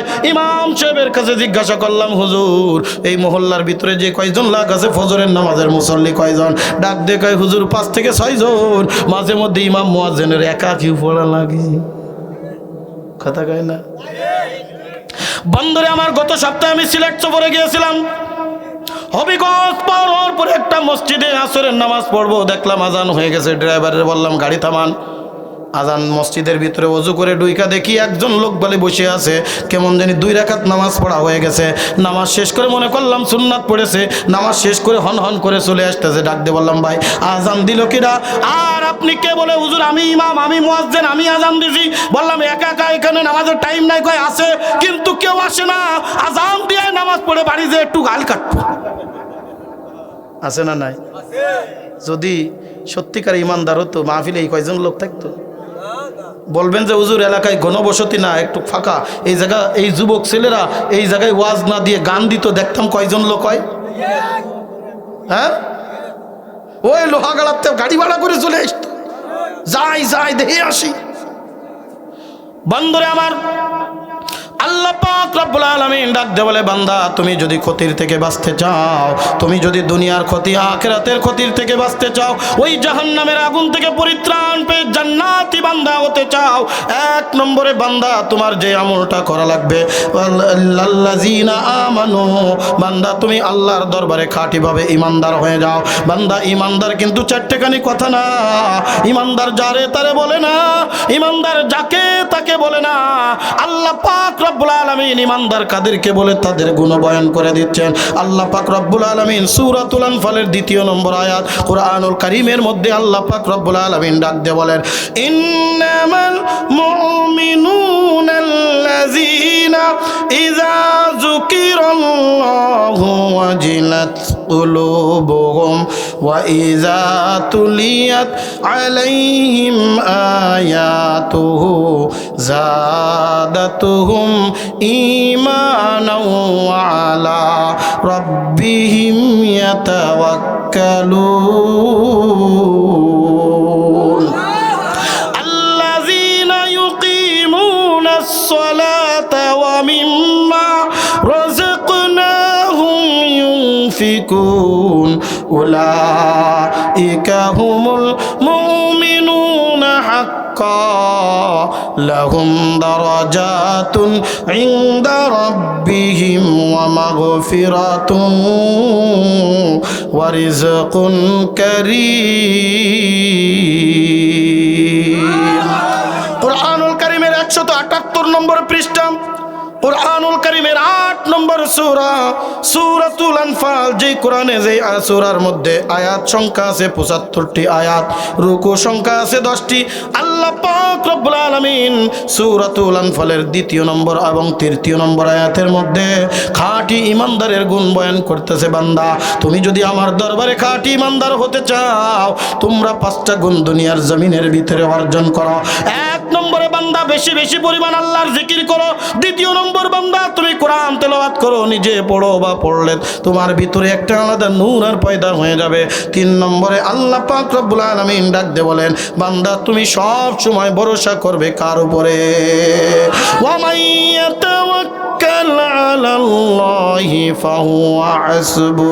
আল্লাহ পাক রব্বুল আলামিন বলে, যখন কোনো বান্দা আমার উপরে তাওয়াক্কুল করবে আর ভরসা করবে, আমি আল্লাহ পাক রব্বুল আলামিন এই দুনিয়া এবং আখিরাত উভয় জায়গায় আমি তার জন্য যথেষ্ট হয়ে যাব। জোরে জোরে কোন সুবহানাল্লাহ। বুজুর্গি কি नहीं हमको जरूरत, गुलाम अपना बना ले ऐ खुदाया, गुलाम अपना बना ले ऐ खुदाया। तो को जाओ सुन्नते अहमद को जा, बा मोहम्मद कहीं बुवद निस्बत तुरा, बा मोहम्मद कहीं बुवद निस्बत तुरा। जोरे कन्ना अल्लाहु আকবার। 4 নম্বর আল্লাহ পাক রব্বুল আলামিন বলেন, বান্দা তোমার সামনে যখন মুয়াজ্জিন আযান দিবে, বান্দা মুয়াজ্জিনের আযানের সাথে সাথে তুমি নামাজের জন্য প্রস্তুতি নিয়ে মসজিদে চলে যাবে। আল্লাযীনা ইউকিমুনাস সালাত, বান্দা তুমি নামাজ কায়েম করবা। এবং আল্লাহ পাক রব্বুল আলামিন বলে 5 নম্বর হলো আল্লাহ পাক রব্বুল আলামিন বলেন, ওয়া মিম্মা রাযাকনাহুম ইউনফিকুন। বান্দা তোমাকে আমি যে রিজিক দান করেছি, দুনিয়ার জমিনের মধ্যে তুমি যে রিজিক প্রাপ্ত হয়েছ, এই রিজিক থেকে তোমার সামর্থ্য অনুযায়ী আল্লাহর রাস্তায় খরচ করো। দুনিয়ার জমিনে যদি এই 5টা কাজ করে যেতে পারো, বিস্তারিত আলোচনা করার সময় নাই রে বাজার। এক একটা বিষয়ের উপরে ধরলে রাত পার হয়ে যাবে, আলোচনা শেষ হবে না। শুধুমাত্র 5টা বিষয় বলে গেলাম। এই 5টা বিষয়ে তুমি যদি ইমানদার, তুমি যদি আমল করতে পারো, আমার কথা না, আল্লাহ পাক রব্বুল আলামিন নিজেই ঘোষণা করে দিচ্ছেন, উলাইকা হুমুল মুমিনুনা হাক্কা। এরা হলো প্রকৃত মুমিন, খাঁটি মুমিন। কি মুমিন? তাহলে ইমানদার কয় প্রকার? দুই প্রকার, একটা হলো খাঁটি আর একটা হলো ভেজাল। আছে না নাই? দেখবেন নামাজ পড়ে আবার পরে আইল ঠেলে, আছে না নাই? গ্রামঘাটে চলে না বর্তমান কাটিং মাস্টার চিনেন তো? আর সুতোর থেকেও চিকুন করতে পারলে বাসে। দেখবেন ফজরের নামাজ পড়ে হাজারে দেনা তসবিহ টিপতেছে, সুবহানাল্লাহ সুবহানাল্লাহ। কুদাল একটা গাড়ি করে নিয়ে চলে গেছে, সুবহানাল্লাহকে কোপ দিচ্ছে, আলহামদুলিল্লাহকে কোপ দিচ্ছে, আল্লাহু আকবারকে কোপ দিচ্ছে। আগেরকার সময় দেখতাম যখন মাঠের ভিতর দিয়ে হেঁটে যেতাম, এত বড় বড় আল, যে আল দিয়ে মোটর সাইকেল চালায় যাওয়া যাইত। বর্তমান সময়ে আমার মতো একটা আনাড়ে যদি ওই আইল দিয়ে যাইতে যায়, কয়বার আষাঢ় খাবে তার কোনো ঠিক নাই। জোরে জোরে কোন কথা ঠিক কি ঠিক না? হাজী সাহেব প্রত্যেক বছরে হজে যায়, 5 ওয়াক্ত নামাজ পড়ে ইমাম সাহেবের পিছনে। দেখবেন আইল কাটতে কাটতে কাটতে কাটতে 5 বছর পরে যখন আমিন রে নিয়ে আসছে মাপার জন্য, দেখে হাজী সাহেবের বুই 3 হাত চলে গেছে ওর মধ্যে। আছে না নাই? এই কথা কইতে গেলে নুরানি ভালো না, কিন্তু বাজান তুমি যত ইবাদত করো, বান্দার হক নষ্ট করবা কোনো ইবাদত আল্লাহর দরবারে কবুল হবে না। জোরে জোরে কোন কথা ঠিক কি ঠিক না? বান্দরে আমার, হাজী সাহেব সুদ খায় টাকা লাগায়, সুদ খায় না টাকা লাগায়, ইন্টারেস্ট। কি রেস্ট? টাকা আছে হাজী সাহেবের কাছে, টাকা আছে কিন্তু এমনি দেয় না। টাকা দিতে পারি, বছরে এমুক এমন দাম দিবা। হ্যাঁ, জমি বন্ধক রাখে। স্পষ্ট মনে রাখবেন, জমি বন্ধক রাখা বর্তমান আমাদের দেশের যে নিয়ম অনুযায়ী, আর টাকা লাগানো একই কথা, এটা সুদ। আপনি যখন সুদে কারবার করবেন, ওই যে হুজুর বলে গেছে, লা ইয়াদখুলুল জান্নাতা গুজিয়া বিল হারাম, হারাম বক্ষণকারীর শরীর কোনো দিন জান্নাতে প্রবেশ করবে না। আপনি যে কটে টাকা লাগান, আপনি যে ওই যে টাকা দিয়ে আপনি জমি বন্ধক রাখলেন, এ বাজান মনে রাখবেন, এটা সম্পূর্ণ সুদ। আল্লাহর নবী বলেন, সুদের 70 প্রকার গুনাহ, তার থেকে সর্বনিম্ন গুনাহ হলো আপন মায়ের সাথে 36 বার জিনা করা, সুদের সর্বনিম্ন গুনাহ। বান্দা হাজী সাহেব, তুমি প্রত্যেক বছরে হজে যাও, প্রত্যেক 5 ওয়াক্ত নামাজ তুমি ইমাম সাহেবের পিছনে লাগাও। এইবার হাজী সাহেব হজ করে এসে কয়, আমি হন আর টাকা পয়সা লাগাই না, তোর ভাবির কাছে যে দেখ দেয় নাই। আমি হন নিন, আমি হাজী সাহেব তোর ভাবির কাছে যে দেখ, আমার কাছে টাকা নাই। আল্লাহ পাক রব্বুল আলামিন ডাক ধরে, না বান্দা, তুমি যদি এমন বেজাল আমারকে ইমানদার হও, এমন নামাজ আমার দরবারে পৌঁছায় না। আল্লাহর নবী ডাক দিয়ে বলেন, যখন কোনো বেঈমান, যখন কোনো সুদখোর, যখন কোনো ঘুষখোর, যখন কোনো বেঈমান দল আল্লাহর কুদরতি পেয়ে সেজদা দেয়, এই সেজদাটা আসমানের চতুর্দিক থেকে শুধু ঘুরতে থাকে। আল্লাহ কি করব, আল্লাহ কি করব, আল্লাহ কি করব? আল্লাহ পাক রব্বুল আলামিন ডাক দিয়ে বলেন, না আমি তোরে গ্রহণ করতে পারলাম না। তিরমিজি শরীফের 2455 নম্বর হাদিস, আল্লাহর নবী বলেন, যখন কোনো খাঁটি ব্যক্তি, খাঁটি ইমানদার আল্লাহর দরবারে একটা মাত্র সেজদা দেয়, মান সাজাদা সিজদাতান গুফিরা লাহু মা তাকাদ্দামা মিন যামবিহি ওয়া কুতিবা লাহু বারাআ। তিরমিজি শরীফের হাদিস, আল্লাহর নবী বলেন, যখন কোনো খাঁটি ইমানদার আল্লাহর দরবারে একটা সেজদা দিয়া দেয়, আল্লাহ পাক রব্বুল আলামিন ওই সেজদা এমন ভাবে কবুল করে নেয়, সেজদা দেওয়ার সাথে সাথেই তার বিগত দিনের সকল গুনাহ খাতাগুলি আল্লাহ মাফ করে দেয়। আর যেই জায়গাটায় গুনাহ ছিল, ওই জায়গাটায় আল্লাহ কদ বুদ্দিলাত সাইয়্যাতিকুম বিল হাসানাত, গুনার জায়গায় নেকি দিয়া পরিপূর্ণ করে আল্লাহ পাক রব্বুল আলামিন তার আল্লাহর দরবারে মান আর মর্যাদা, কুতিবা লাহু বারাতান, আল্লাহর দরবারে মর্যাদা বৃদ্ধি করে দেয়। জোরে জোরে কোন সুবহানাল্লাহ। শুধু ওজুদ রহমাতাল লিল আলামিন, মসজিদে উশুদ হামারো ये जमीन, मस्जिदे उशुद हमारो ये जमीन।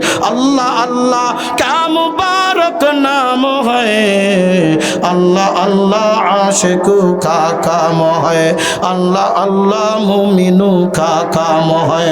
जोरे जोरे कन अल्लाहु আকবার। আল্লাহ পাক রব্বুল আলামিন 1 নম্বরে ডাক দেওয়া, বান্দা তুমি যদি ক্ষতির দেখে বাঁচতে চাও, 1 নম্বরে ইল্লাল্লাযিনা আমানু, বান্দা তুমি আল্লাহর দরবারে খাঁটি ইমানদার হয়ে যাও। হাদিসে পাকের ভিতরে আসছে, যারা খাঁটি ইমানদার হবে গুণ হবে 3টা। জোরে কোন কয়টা? কষ্ট হয় আপনাদের? রাগ করেন? শোনা দরকার আছে না নাই? আল্লাহর নবী বলেন তুমি যদি খাঁটি ইমানদার হতে চাও গুণ রাখতে হবে তিনটা। এক নম্বর হলো ইকরার বিল লিসান, দ্বিতীয় নম্বর হলো তাসদিক বিল জানান, তৃতীয় নম্বর হলো আমল বিল আরকান। বান্দা এক নম্বর মুখে স্বীকার করো লা ইলাহা ইল্লাল্লাহু মুহাম্মাদুর রাসূলুল্লাহ। জোরে জোরে কোন সাল্লাল্লাহু আলাইহি ওয়াসাল্লাম। মুখে স্বীকার করো আল্লাহ ব্যতীত কোনো মাবুদ নাই, নবী মুহাম্মাদুর রাসূলুল্লাহ সাল্লাল্লাহু আলাইহি ওয়াসাল্লাম আল্লাহর পক্ষ থেকে প্রেরিত রাসূল এবং নবী। বন্ধু আল্লাহ পাক রব্বুল আল্লাহর নবী বলেন এক নম্বর মুখে স্বীকার করার সাথে সাথে শুধু স্বীকার করলে হবে না, দ্বিতীয় নম্বর তাসদিক বিল জানান, অন্তরের ভিতরে বিশ্বাস করো আল্লাহ ছাড়া কোনো মাবুদ নাই, আল্লাহ ছাড়া কোনো মালিক নাই, আল্লাহ ছাড়া কোনো ইবাদতের কেউ নাই, আল্লাহ ব্যতীত আর কাউকে আমি মানি না। জোরে জোরে কোন কথা ঠিক কি ঠিক না? এ বান্দা আল্লাহর উপরে বিশ্বাস করো, আল্লাহকে মানো, আল্লাহর উপরে তাওয়াক্কুল করো, আল্লাহর উপরে ভরসা স্থাপন করো। কারণ এই দুনিয়ার কোনো কিছুই আমার কিছু করতে পারে না, সব কিছু করনেওয়ালার মালিককে। আরেকটু জোরে বলেন আল্লাহ পাক রব্বুল আলামিনের মহব্বত দিলের ভিতরে স্থাপন করে নাও। যখন একজন বান্দা দুনিয়ার জমিনের ভিতরে আল্লাহর হুকুম আহকামগুলো মেনে নেবে, ও দুনিয়ার কারোর কথা শুনবে না। শুনবে কার কথা? আল্লাহকে ছাড়া দুনিয়ার কারোর কথা মানতে পারে না। কেমন ইমানদার হবে? আল্লাহ পাক রব্বুল আলামিন সূরাতুল বাকারার ভিতরে ডাক দিয়ে বলেন আমিনু কামা আমানান নাস। বান্দা যেন তো ঈমান না, যেমন তো ঈমান না, ঈমানের একটা মিসাল বয়ান করতেছেন। এ দুনিয়ার মানুষে নড়াইলের যুবক, এ আমার মুরব্বী বাবা জিরা রে, পর্দার অন্তরালের মাগো, কেমন ঈমান, কেমন ঈমান, কেমন আল্লাহরে মানবো, কেমন আল্লাহর কথা শুনবো। দেখায় গেছেন সাহাবায়ে কিরাম রিজওয়ানুল্লাহি তাআলা আলাইহিম আজমাইন। আল্লাহ পাক রব্বুল আলামিন ডাক দিয়ে বলে দুনিয়ার মানুষ ঈমান কেমনে আনবা জানো? আমিনু কামা আমানান নাস। সাহাবায়ে কিরাম যেমন ঈমান এনেছে ওই রকম ঈমান আনো। জীবন দিব কিন্তু ঈমান ছাড়বো না, জীবন দিব কালেমা ছাড়বো না, জীবন দিব আল্লাহরে ছাড়বো না, জীবন দিব আল্লাহর নাম ভুলবো না, জীবন দিব দাড়ি কোনোদিন চাচবো না, জীবন দিব কোনোদিন জুব্বা গায়ের থেকে নামাবো না, জীবন দিব মাথার থেকে টুপি খুলবো না, জীবন দিব মসজিদ থেকে দূরে সরে যাব না, জীবন দিব ঈমান কোনো সময় ছাড়বো না। জোরে জোরে কোন কথা ঠিক কি ঠিক না? গোলাম জাদা গোলাম হাবশী দেশের মানুষ, চেহারা ছবি তেমন একটা ভালো না, কালো কুচ্ছিত মানুষ হযরতে বেলালে হাবশী রাদিয়াল্লাহু তাআলা আনহু। বন্ধুরে সাহাবায়ে কিরামের ইতিহাস পড়বেন, তাদের ঈমানের নমুনা একটু তলাশ করে দেখবেন, দেখবেন আমরা কেমন ঈমানদার, তারা কেমন ঈমানদার। আমাদের ঈমান আর তাদের ঈমান কিয়ামতের ময়দানে আমার আল্লাহ ডাক দেবে, বেলাল তুই ঈমানদার, এ খাব্বাব তুই ঈমানদার, এ আবু যর তুইও তো ঈমানদার। আর আমারে যদি ডাক দেয় এ নুরুল ইসলাম নুরানি তুইও তো ঈমানদার। তাদের ঈমানের সাথে যদি আমাদের ঈমান কম্পেয়ার করো, কেমন ঈমান, কেমন ঈমান, বেশি দূরে যাওয়ার দরকার নাই। হযরতে বেলাল হাবশী রাদিয়াল্লাহু তাআলা গোলাম জাদা গোলাম, তার কাছে সংবাদ পৌঁছালো মদিনার মধ্যে, এক মক্কার মধ্যে একজন ব্যক্তি আছে, যেই ব্যক্তির নাম হলো মুহাম্মদ বিন আব্দুল্লাহ, যিনি নিজেকে নবী দাবি করেছেন, যিনি নিজেকে আল্লাহর একত্ববাদের পক্ষ থেকে রাসূল হিসেবে দুনিয়ার জমিনের ভিতরে আগমন করেছেন। এইবার তার কাছে চলে গেল এক দৌড় দিয়া, আল্লাহর নবী খেজুর বাগানের ভিতরে বসা। হযরতে বেলাল ডাক বলে ইয়া রাসূলুল্লাহ, ইয়া হাবিবাল্লাহ, আমারে চিনছেন? বলে না, তোমারে চিনি নাই, জীবনে কোনোদিন দেখি নাই তোমারে। ডাক দে বলে ইয়া রাসূলুল্লাহ, ইয়া হাবিবাল্লাহ, আমি হলাম গোলাম জাদা গোলাম, আমার বাবাও গোলাম ছিল, আমিও গোলাম। ডাক দে বলে কি ব্যাপার, তুমি আমার কাছে কেন আসছো? বলে শুনলাম আপনি নাকি নতুন ধর্মের দিকে আহ্বান করতেছেন, শুনলাম আপনি নাকি ইত্তেহাদের দিকে আহ্বান করতেছেন, আপনার কথা শুনে আমার কাছে বড় ভালো লেগেছে। আমি চাই আমি যেন ইমানদার হয়ে যাই, আমি চাই আমি যেন আল্লাহর পাগল হয়ে যাই, আমি চাই আমি যেন আল্লাহর প্রিয় ভাজন বান্দা হয়ে যায়। আমার দুনিয়ার মধ্যে কোনো চেহারা ছবি নাই, আমার দুনিয়ার মধ্যে কোনো টাকা পয়সা নাই, আমার দুনিয়ার মধ্যে কোনো ক্ষমতা নাই, দুনিয়ার মানুষের কাছে আমার তেমন একটা মূল্য নাই। আমি হলাম গোলাম জাদা গোলাম, আমি যদি ঈমান আনি আল্লাহর দরবারে কি প্রিয় ভাজন বান্দা হইতে পারবো? আল্লাহর নবী রাখতে বলেন, বুখারী শরীফের হাদিস, আল্লাহর নবী রাখতে বলেন, বেলাল ইন্নাল ইয়ানজুর ইলা আজসামিকুম ওয়ালা ইলা সুওয়ারিকুম ওয়ালাকিন ইয়ানজুর ইলা কুলুবিকুম ওয়া আমালিকুম। আল্লাহ কারুর চেহারার দিকে তাকান না, আল্লাহ কারুর অর্থের দিকে তাকান না, আল্লাহ কারুর ক্ষমতার দিকে তাকান না। ক্ষমতার দিকে যদি চাইতেন সব থেকে বড় ইমানদার হতো ফিরাউন। জোরে কোন কথা ঠিক কিনা? সব থেকে বড় জোরে বলেন কথা ঠিক কি ঠিক না? এ নড়াইলের যুবক, এ কলিজার টুকরা যুবক,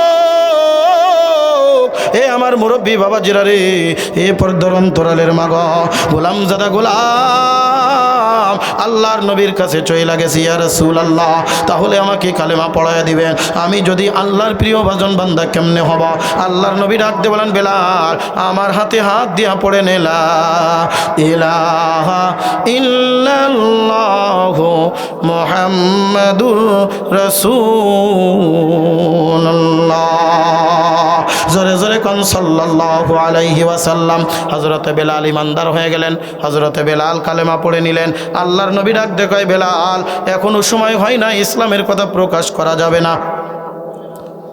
বেলাল কাফিররা যদি শোনে, বিশেষ করে তোমার মালিক উমাইয়া যদি শোনে তুমি কালেমা পড়েছো, ইমানদার হয়ে গেছো, তুমি মুসলমান হয়ে গেছো, তোমার উপরে নির্যাতনের স্টিম রুলার চলতে থাকবে, খবরদার খবরদার কথাগুলো মানুষের সামনে প্রকাশ করবে না। যখন সময় হবে তখন আমরাই বলতে বলবো, তখন তুমি প্রকাশ করবা, তখন তোমারে কিনে আজাদ করে দেওয়া হবে, তখন তুমি স্বেচ্ছায় সারা বিশ্বের ভিতরে ঘুরে ঘুরে কালেমার দাওয়াত দেয়া দিতে পারবা। বন্ধুরে আজকে যারা কালেমার দাওয়াত দেয় দেখবেন বিভিন্ন মসজিদে আসলে নুসরাত করে, কথা কোন ঠিক কি ঠিক না? কালেমার দাওয়াত দিতে আসলে খাওয়ান পায়, কালেমার দাওয়াত দিতে আসলে বড় সম্মান পায়। এমন একটা সময় ছিল এই কালেমার দাওয়াত দেওয়ার কারণে নির্যাতনের স্টিম রোলার চালিয়েছে, এমন ভাবে মারছে পিঠের চামড়া খসে খসে পড়ে গেছে, এমন ভাবে মারছে কথা বলতে পারে না, জিহ্বার ভিতরে আগুন দিয়ে ছেঁকা দিছে।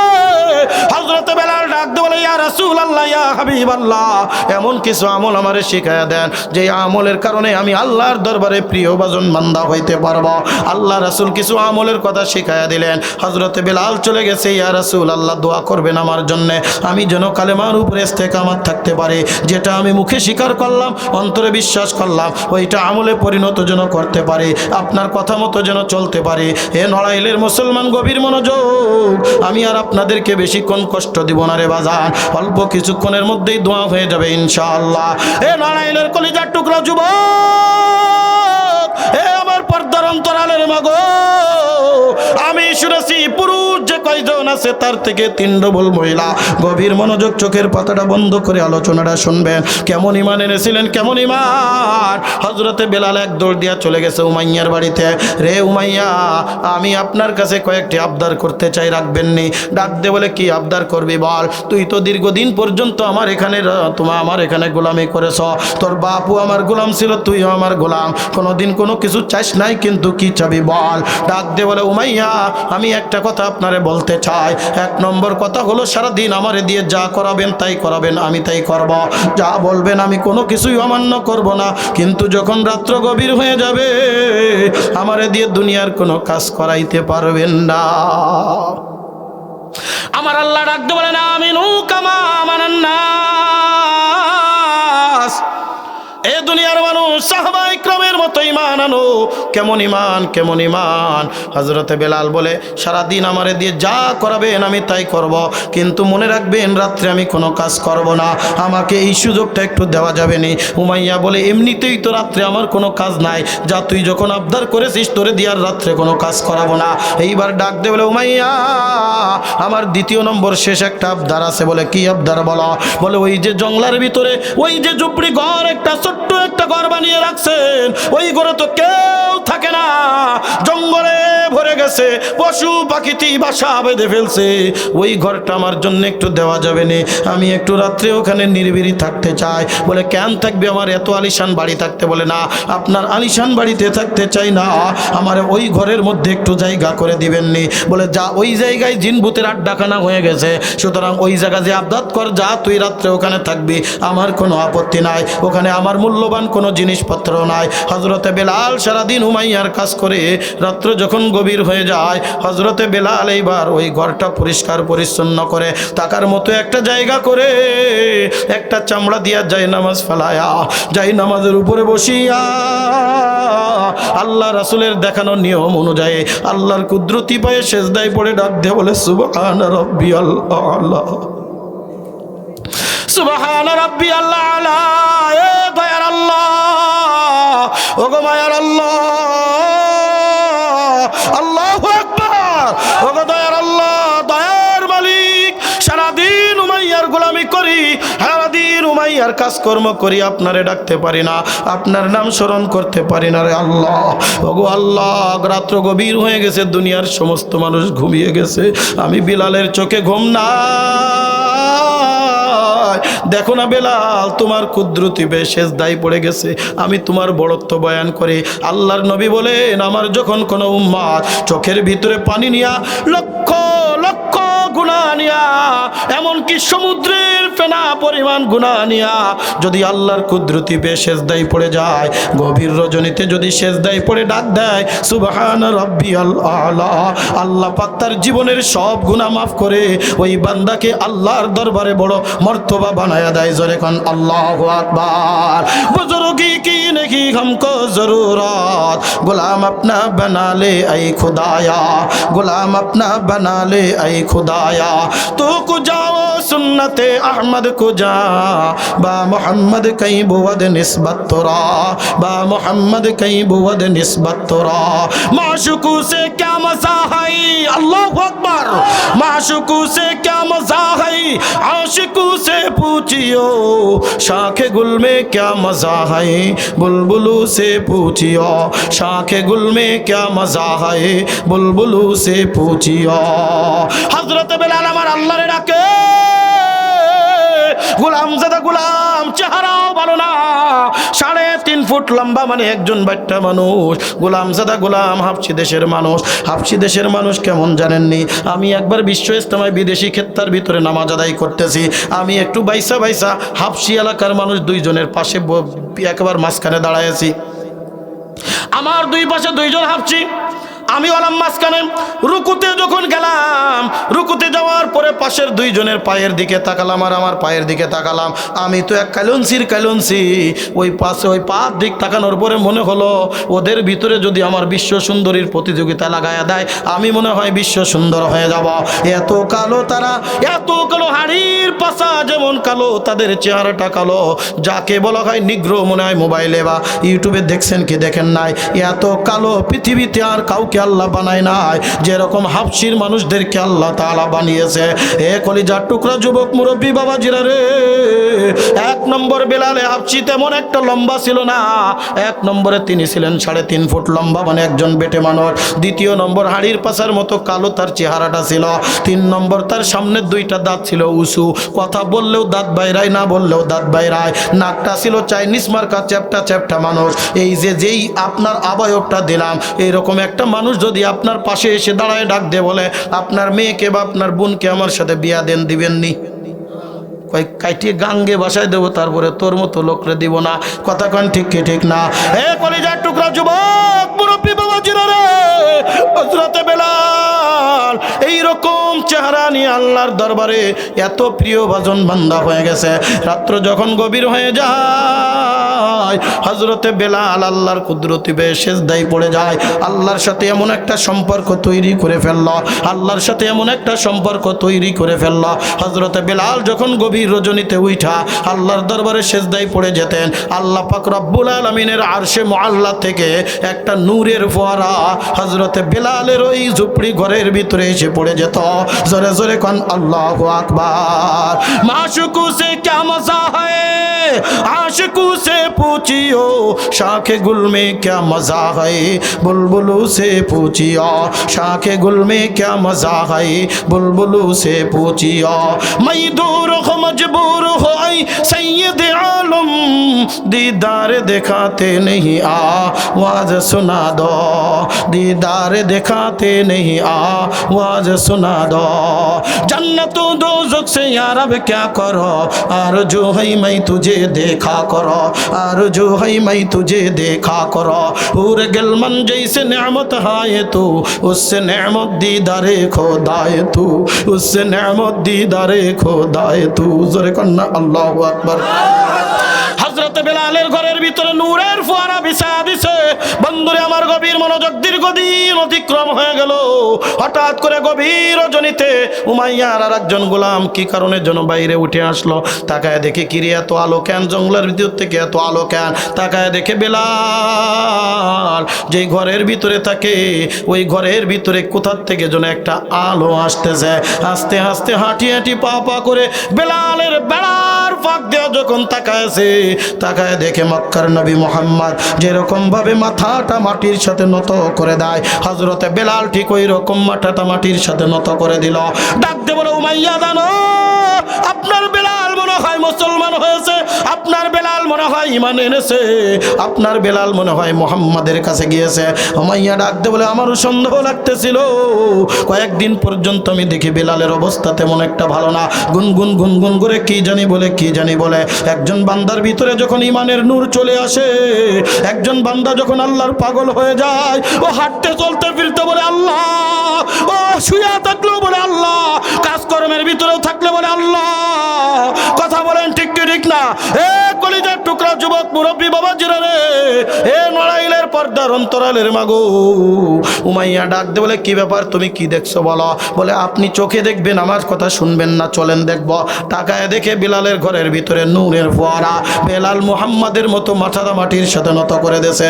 সকাল হওয়ার সাথে বেলালকে ডাকছে, বেলাল এদিকে আয়। বেলাল তো সন্তুষ্ট চিত্তে উমাইয়ার সামনে ডাক দে বলে, বেলাল সত্যিকারে বল, মিথ্যা বলবি না। বলে, না আমি কোনোদিন আপনার কাছে মিথ্যা কথা বলতে পারি না, আর বর্তমান তো কোনোদিন মিথ্যা বলবো না। কারণ আসিদকু ইউনজি ওয়াল কিযবু ইউহলি, মিথ্যা কথা বলা ধ্বংসের কারণ, সত্য মানুষকে সব সময় উপরে উঠায় দেয়। জোরে জোরে কোন কথা ঠিক কি ঠিক না? সত্য বলার কারণে সাময়িক সময়ের জন্য হয়তোবা আপনার একটু দুঃখ আসতে পারে, কষ্ট আসতে পারে, চূড়ান্ত বিজয় সত্যবাদীদের হয়। জোরে বলেন কথা ঠিক কি ঠিক না? হযরত বেলাল ডাক দে বলে, উমাইয়া আমি মিথ্যা বলতে পারি না, আমি কোনোদিন মিথ্যা বলবো না। উমাইয়া ডাক দে বলে, বেলাল শুনলাম তুমি নাকি কালেমা পড়ে মুসলমান হয়েছ, কথাটা কি সত্য? হযরতে বেলাল এরকম মাথাটা নিচের দিকে দিয়া দিছে। এ নড়াইলের যুবক, এ আমার মুরব্বী বাবা জিরা রে, দিলের কান লাগায় একেবারে শেষের দিকে চলে আসছি, দিলের কান লাগায় এটা শুনো। হযরতে বেলাল মাথাটা এরকম নিচের দিকে দিয়া দিছে, চোখের পানি টপ টপ টপ টপ করে পড়ে। ডাক দে বলে, উমাইয়া এতদিন পর্যন্ত গোপন রেখেছি, আর গোপন রাখতে পারতেছি না। আমার আল্লাহর সাথে আমার একটা মহব্বত হয়ে গেছে, আমার আল্লাহর সাথে আমার একটা সম্পর্ক তৈরি হয়ে গেছে, আমার আল্লাহর সাথে আমার একটা গুড কানেকশন হয়ে গেছে। ও উমাইয়া শোন, উমাইয়া শোন, আজকে না কালকে না, যেদিন তোমার কাছ থেকে আমি নতুন আবদার করেছিলাম, ওই দিন আমি নবী মুহাম্মাদের হাতে হাত দিয়া কালেমা পড়ে মুসলমান হয়েছিলাম। জোরে জোরে কোন সুবহানাল্লাহ। উমাইয়া ডাকতে বলো, বেলাল যা করেছিস পিছনের সব কিছু ক্ষমা করে দিব, কালেমার থেকে ফিরে আয়, আমাদের দেবদেবীর পূজা কর। হযরতে বেলাল ডাকতে বলেন, না গোবন্দা না, এ উমাইয়া না, আগে যদি বলতি তাহলে তোর কথা শুনতাম। আমি আমার মালিকের সাথে, আমার মাওলার সাথে এমন একটা মহব্বত তৈরি হয়ে গেছে, জীবন দিব কিন্তু ঈমান ছাড়বো না, জীবন বিলীন করে দিব, কালেমা ছাড়বো না, জীবন বিলীন করে দিব, আল্লাহরে ছাড়বো না, জীবন বিলীন করে দিব, কালাম ছাড়বো না, জীবন বিলীন করে দিব, আল্লাহর নাম স্মরণ করতে বন্ধ করব না। এইবার উমাইয়া নির্যাতনের স্টিম রোলার শুরু করে দিছে।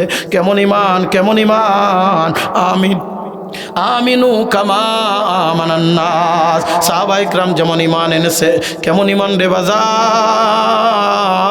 উমাইয়া বেতের ছড়ি নিয়ে হাজির হয়ে গেছে, একটা দুইটা নয়, তিনটা বেতকে এক জায়গায় একত্রিত করেছে।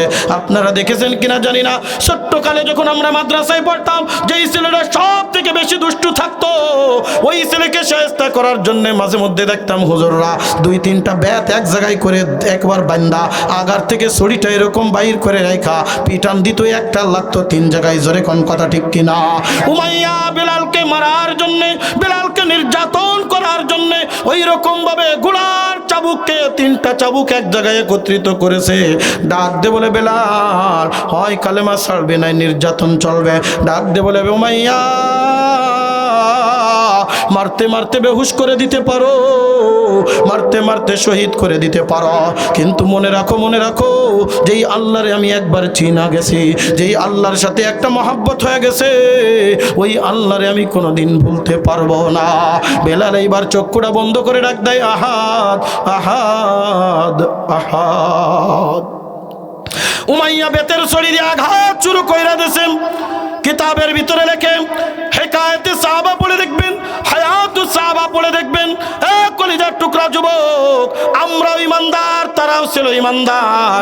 হযরতে বেলালের পিঠের উপরে যখন আঘাত করে, প্রত্যেকটা আঘাতের কারণে বেলালের পিঠের চামড়া ওই বেতের ছড়ির সাথে টাস করে উঠে চলে আসে। বেলালের পিঠের থেকে ফিনকি দিয়া রক্ত বাইর হইতেছে প্রত্যেকটা আঘাত করে। আর বেলাল ডাক দে কয়, আহা আহাদ আহাদ। উমাইয়া নির্যাতনের স্টিম রোলার আরো বাড়িয়ে দিল। বেলালকে কোনোভাবেই থামাইতে পারে না। উমাইয়া চিন্তা করেন, আমার গোলাম যদি আমার কথা না শুনে, মানুষ কেমনে আমাদের কথা শুনবে? আবু জেহেল, উতবা, শাইবাকে একত্রিত করা হলো। আমার গোলামের এত বড় সাহস, মুহাম্মাদের কালেমা পড়েছে। আবু জাহেল বলে, এখনো সময় আছে, ফিরে আয়, এখনো সময় আছে, ফিরে আয়, ফিরে আয়। আবু জাহেল, বেলাল ডাক দে বলে, আবু জাহেল তুমি যতই চেষ্টা করো আমাকে ঈমান থেকে বিন্দু মাত্র হটাইতে পারবা না। হযরতে বেলাল যখন এই কথা বলে, আবু জেহেল বলে, এই নির্যাতনে তার হবে না। মক্কার কয়েকজন দুষ্টু ছেলেদেরকে একত্রিত করা হলো। ডাক দে বলে, গরুর গলায় যেমন রশি বাঁধে, ছাগলের গলায় যেমন রশি বাঁধে, হযরতে বেলালের গলার ভিতরে এরকম একটা রশি পেঁচায়া, রশির আগাটা দুষ্টু ছেলেদের হাতে দিয়া ডাক দে বলে, বেলালকে হ্যাসকা টান দিয়া জমিনের ভিতরে ফালায়া দিবি। মক্কার চতুর্দিকে অলিতে গলিতে ওই যে পাথরের টুকরা উপর বকো হয়ে আছে, ওই পাথরের টুকরার ভিতরে টানবি আর বলবি, কালেমা ছাড় নতুবা নির্যাতন চলবে, কালেমা ছাড় নতুবা নির্যাতন চলবে। উমাইয়ার ওই দুষ্টু ছেলেরা হযরতে বেলালের গলার ভিতরে রশি বাঁধিয়া হেসকা টান দিয়া জমিনের ভিতরে ফালায়া মক্কার অলিতে গলিতে টানে। আর বেলাল ডাক দে কয়, আহাদ আহাদ আহাদ। সন্ধ্যাবেলায় যখন নিয়ে আসে, তাকায় দেখে বিলাল যে জায়ের জামাটা ছিল, জামাটারই এমন কোনো জায়গা নাই যেই জায়গাটা ছিঁড়তে বাকি আছে, পুরা শরীরটা রক্তে লাল হয়ে গেছে। আর বেলাল কোন রকম জিহ্বা নাড়ায় আর ডাক দে বলে, আহাদ আহাদ আহাদ। আবু জাহেল বলে, হবে না, হবে না, হবে না, জ্বলন্ত আঙ্গার জ্বালাও, লোহার বিরাট একটা পাতিল নিয়ে আসো। আগুনের ভিতরে লোহার বিরাট একটা পাতিল দিয়া লাল টকটকে করে ফেলছে। ডাক দে বলে, বেলাল এখনো সময় আছে, কালেমা ছাড় নতুবা তোর কিন্তু খবর আছে। হযরতে বেলাল যখন দেখে, ডাক দে বলে, ওগো আল্লাহ, সূরাতুল বুরুজের মধ্যে আসহাবে উখদুদের খবর শুনেছি। আগুনের ভিতরে নিক্ষেপ করার পরেও যুবক ঈমান ছাড়ে নাই। ও রব্বুল আলামিন, আমার উপরে সেই নির্যাতন শুরু হয়ে গেছে। আমি তো তোমার উপরে ঈমান এনেছি, আমি তো তোমার রব বলে স্বীকার করি। এই আবু জেহেলের এই নির্যাতনের জন্যে আমাকে আপনি সবর দেন, আমাকে আপনি ধৈর্য দেন, আমাকে আপনি সত্যের উপরে মজবুত থাকার তৌফিক দান করে দেন। হযরতে বেলালকে এরকম পাজা খোলা করে ধরে জ্বলন্ত আঙ্গারের উপরে টাস করে যখন ফেলে দেয়, হযরতে বেলালের পিঠের চামড়া খসে খসে জমিনের ভিতরে পড়ে যায়। আর বেলাল ডাক দেয়, আহাদ আহাদ আহাদ। আবু জেহেল বলে, হবে না, হবে না। বেলাল একদিকে হলো জ্বলন্ত আঙ্গারের উপরে, আবার পাথর, বিরাট একটা পাথর, একজন দুইজনে উঁচু করতে পারে না, 10 জন নওজোয়ান যুবক উঁচু করে বিলালের পেটের উপরে, পিঠের নিচেই হলো জ্বলন্ত আঙ্গার, পেটের উপরে হলো বিরাট প্রস্তর খণ্ড পাথর। বিলাল আর জিহ্বাটা ঠিক রাখতে পারে না, জিহ্বা বাইর হয়ে গেছে, বিলাল আর ডাকতে পারে না আহাদ। আঙ্গুলটা শাহাদত, আঙ্গুলটা উপরের দিকে উঠাইছে। আল্লাহ এক। আমরা তো 313 কোটি দেবতা মানি না, লাত মানত উজ্জাত মানি না, ওই শ্রী হবল কাউরে মানি না, আমি মানি আল্লাহ এক, আল্লাহ এক। কুল হুয়াল্লাহু আহাদ আল্লাহুস সামাদ লাম ইয়ালিদ ওয়া লাম ইউলাদ ওয়া লাম ইয়াকুল লাহু কুফুয়ান আহাদ। জোরে কান আল্লাহু আকবার। বন্ধুরে আমার, হযরতে বেলালকে এমন ভাবে নির্যাতনের স্টিম রোলার শুরু করে দিল। বেলাল যখন আঙ্গুল উঁচু করে বেলালের শাহাদত আঙ্গুলটা ভেঙে দেওয়া হলো, বেলালের জিহ্বার উপরে লোহার শিক গরম করে সেকা দেওয়া হলো। বেলাল ভালো করে কথা বলতে পারে না। এই রকম নির্যাতন দেখে আবু বকর আর সহ্য করতে পারে নাই। আবু বকর ডাক দিয়ে বলে, উমাইয়া, এ আবু জাহেলের মাইরা কি করবি? আমার কাছে বিক্রি করে দে। বলে এত দাম? বলে 10 জন ব্যক্তির যেরকম একটা গোলামের দাম, আবু বকরের কাছে সেই দাম চাইল। আবু বকর চোখের পানি ফেলায় ডাক দে বলে, আবু জাহেল বড় ভাই ভুল করে ফেললি, উতবা বড় ভুল করে ফেললি, সাইবা বড় ভুল করে ফেললি, উমাইয়া বড় ভুল করে ফেললি। আমি কেবলমাত্র আমার নবীর কাছে সাক্ষাৎ করে আসলাম, আমার নবীর চোখের পানি আমি দেখা ডাক দে বললাম, ইয়া রাসূলুল্লাহ, ইয়া হাবিবাল্লাহ, আপনার জন্য আমার জান কুরবান, আপনার চোখে পানি কেন? কে আপনাকে কষ্ট দিয়েছে? বলে, আমারে তো কেউ কষ্ট দেয় নাই, আমার বিলাল এত নির্যাতন সহ্য করতেছে, আমি মুহাম্মদ কিছুই করতে পারতেছি না। আমার বিলাল এত নির্যাতন সহ্য করে আমি আর সহ্য করতে পারতেছি না। এমন কি কেউ আসো হযরতে বেলালকে কিনে আজাদ করে দিবা? হযরতে আবু বকর ডাক দিয়ে বলো, মাইয়া শোন শোন, আমার নবীর চোখের পানি মোছার জন্য তুই 10 জন গোলামের টাকা নয়, তুই যদি আমার সব সম্পদ চাইতি, আজকে আমি বিলালের বিনিময়ে দিয়ে দিতাম। জোরে জোরে কোন সুবহানাল্লাহ। বুজুর্গি কি নেহি हमको जरूरत, गुलाम अपना बना ले ऐ खुदाया, गुलाम अपना बना ले ऐ खुदाया।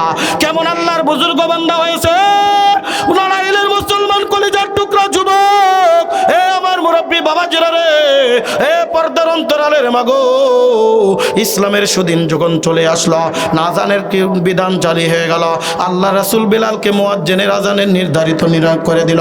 কিন্তু বিলালের ওই যে জিহ্বার উপরে সেকা দেওয়ার কারণে বিলাল আশহাদু বলতে পারে না, আসহাদু আসহাদু বলে ডাকে।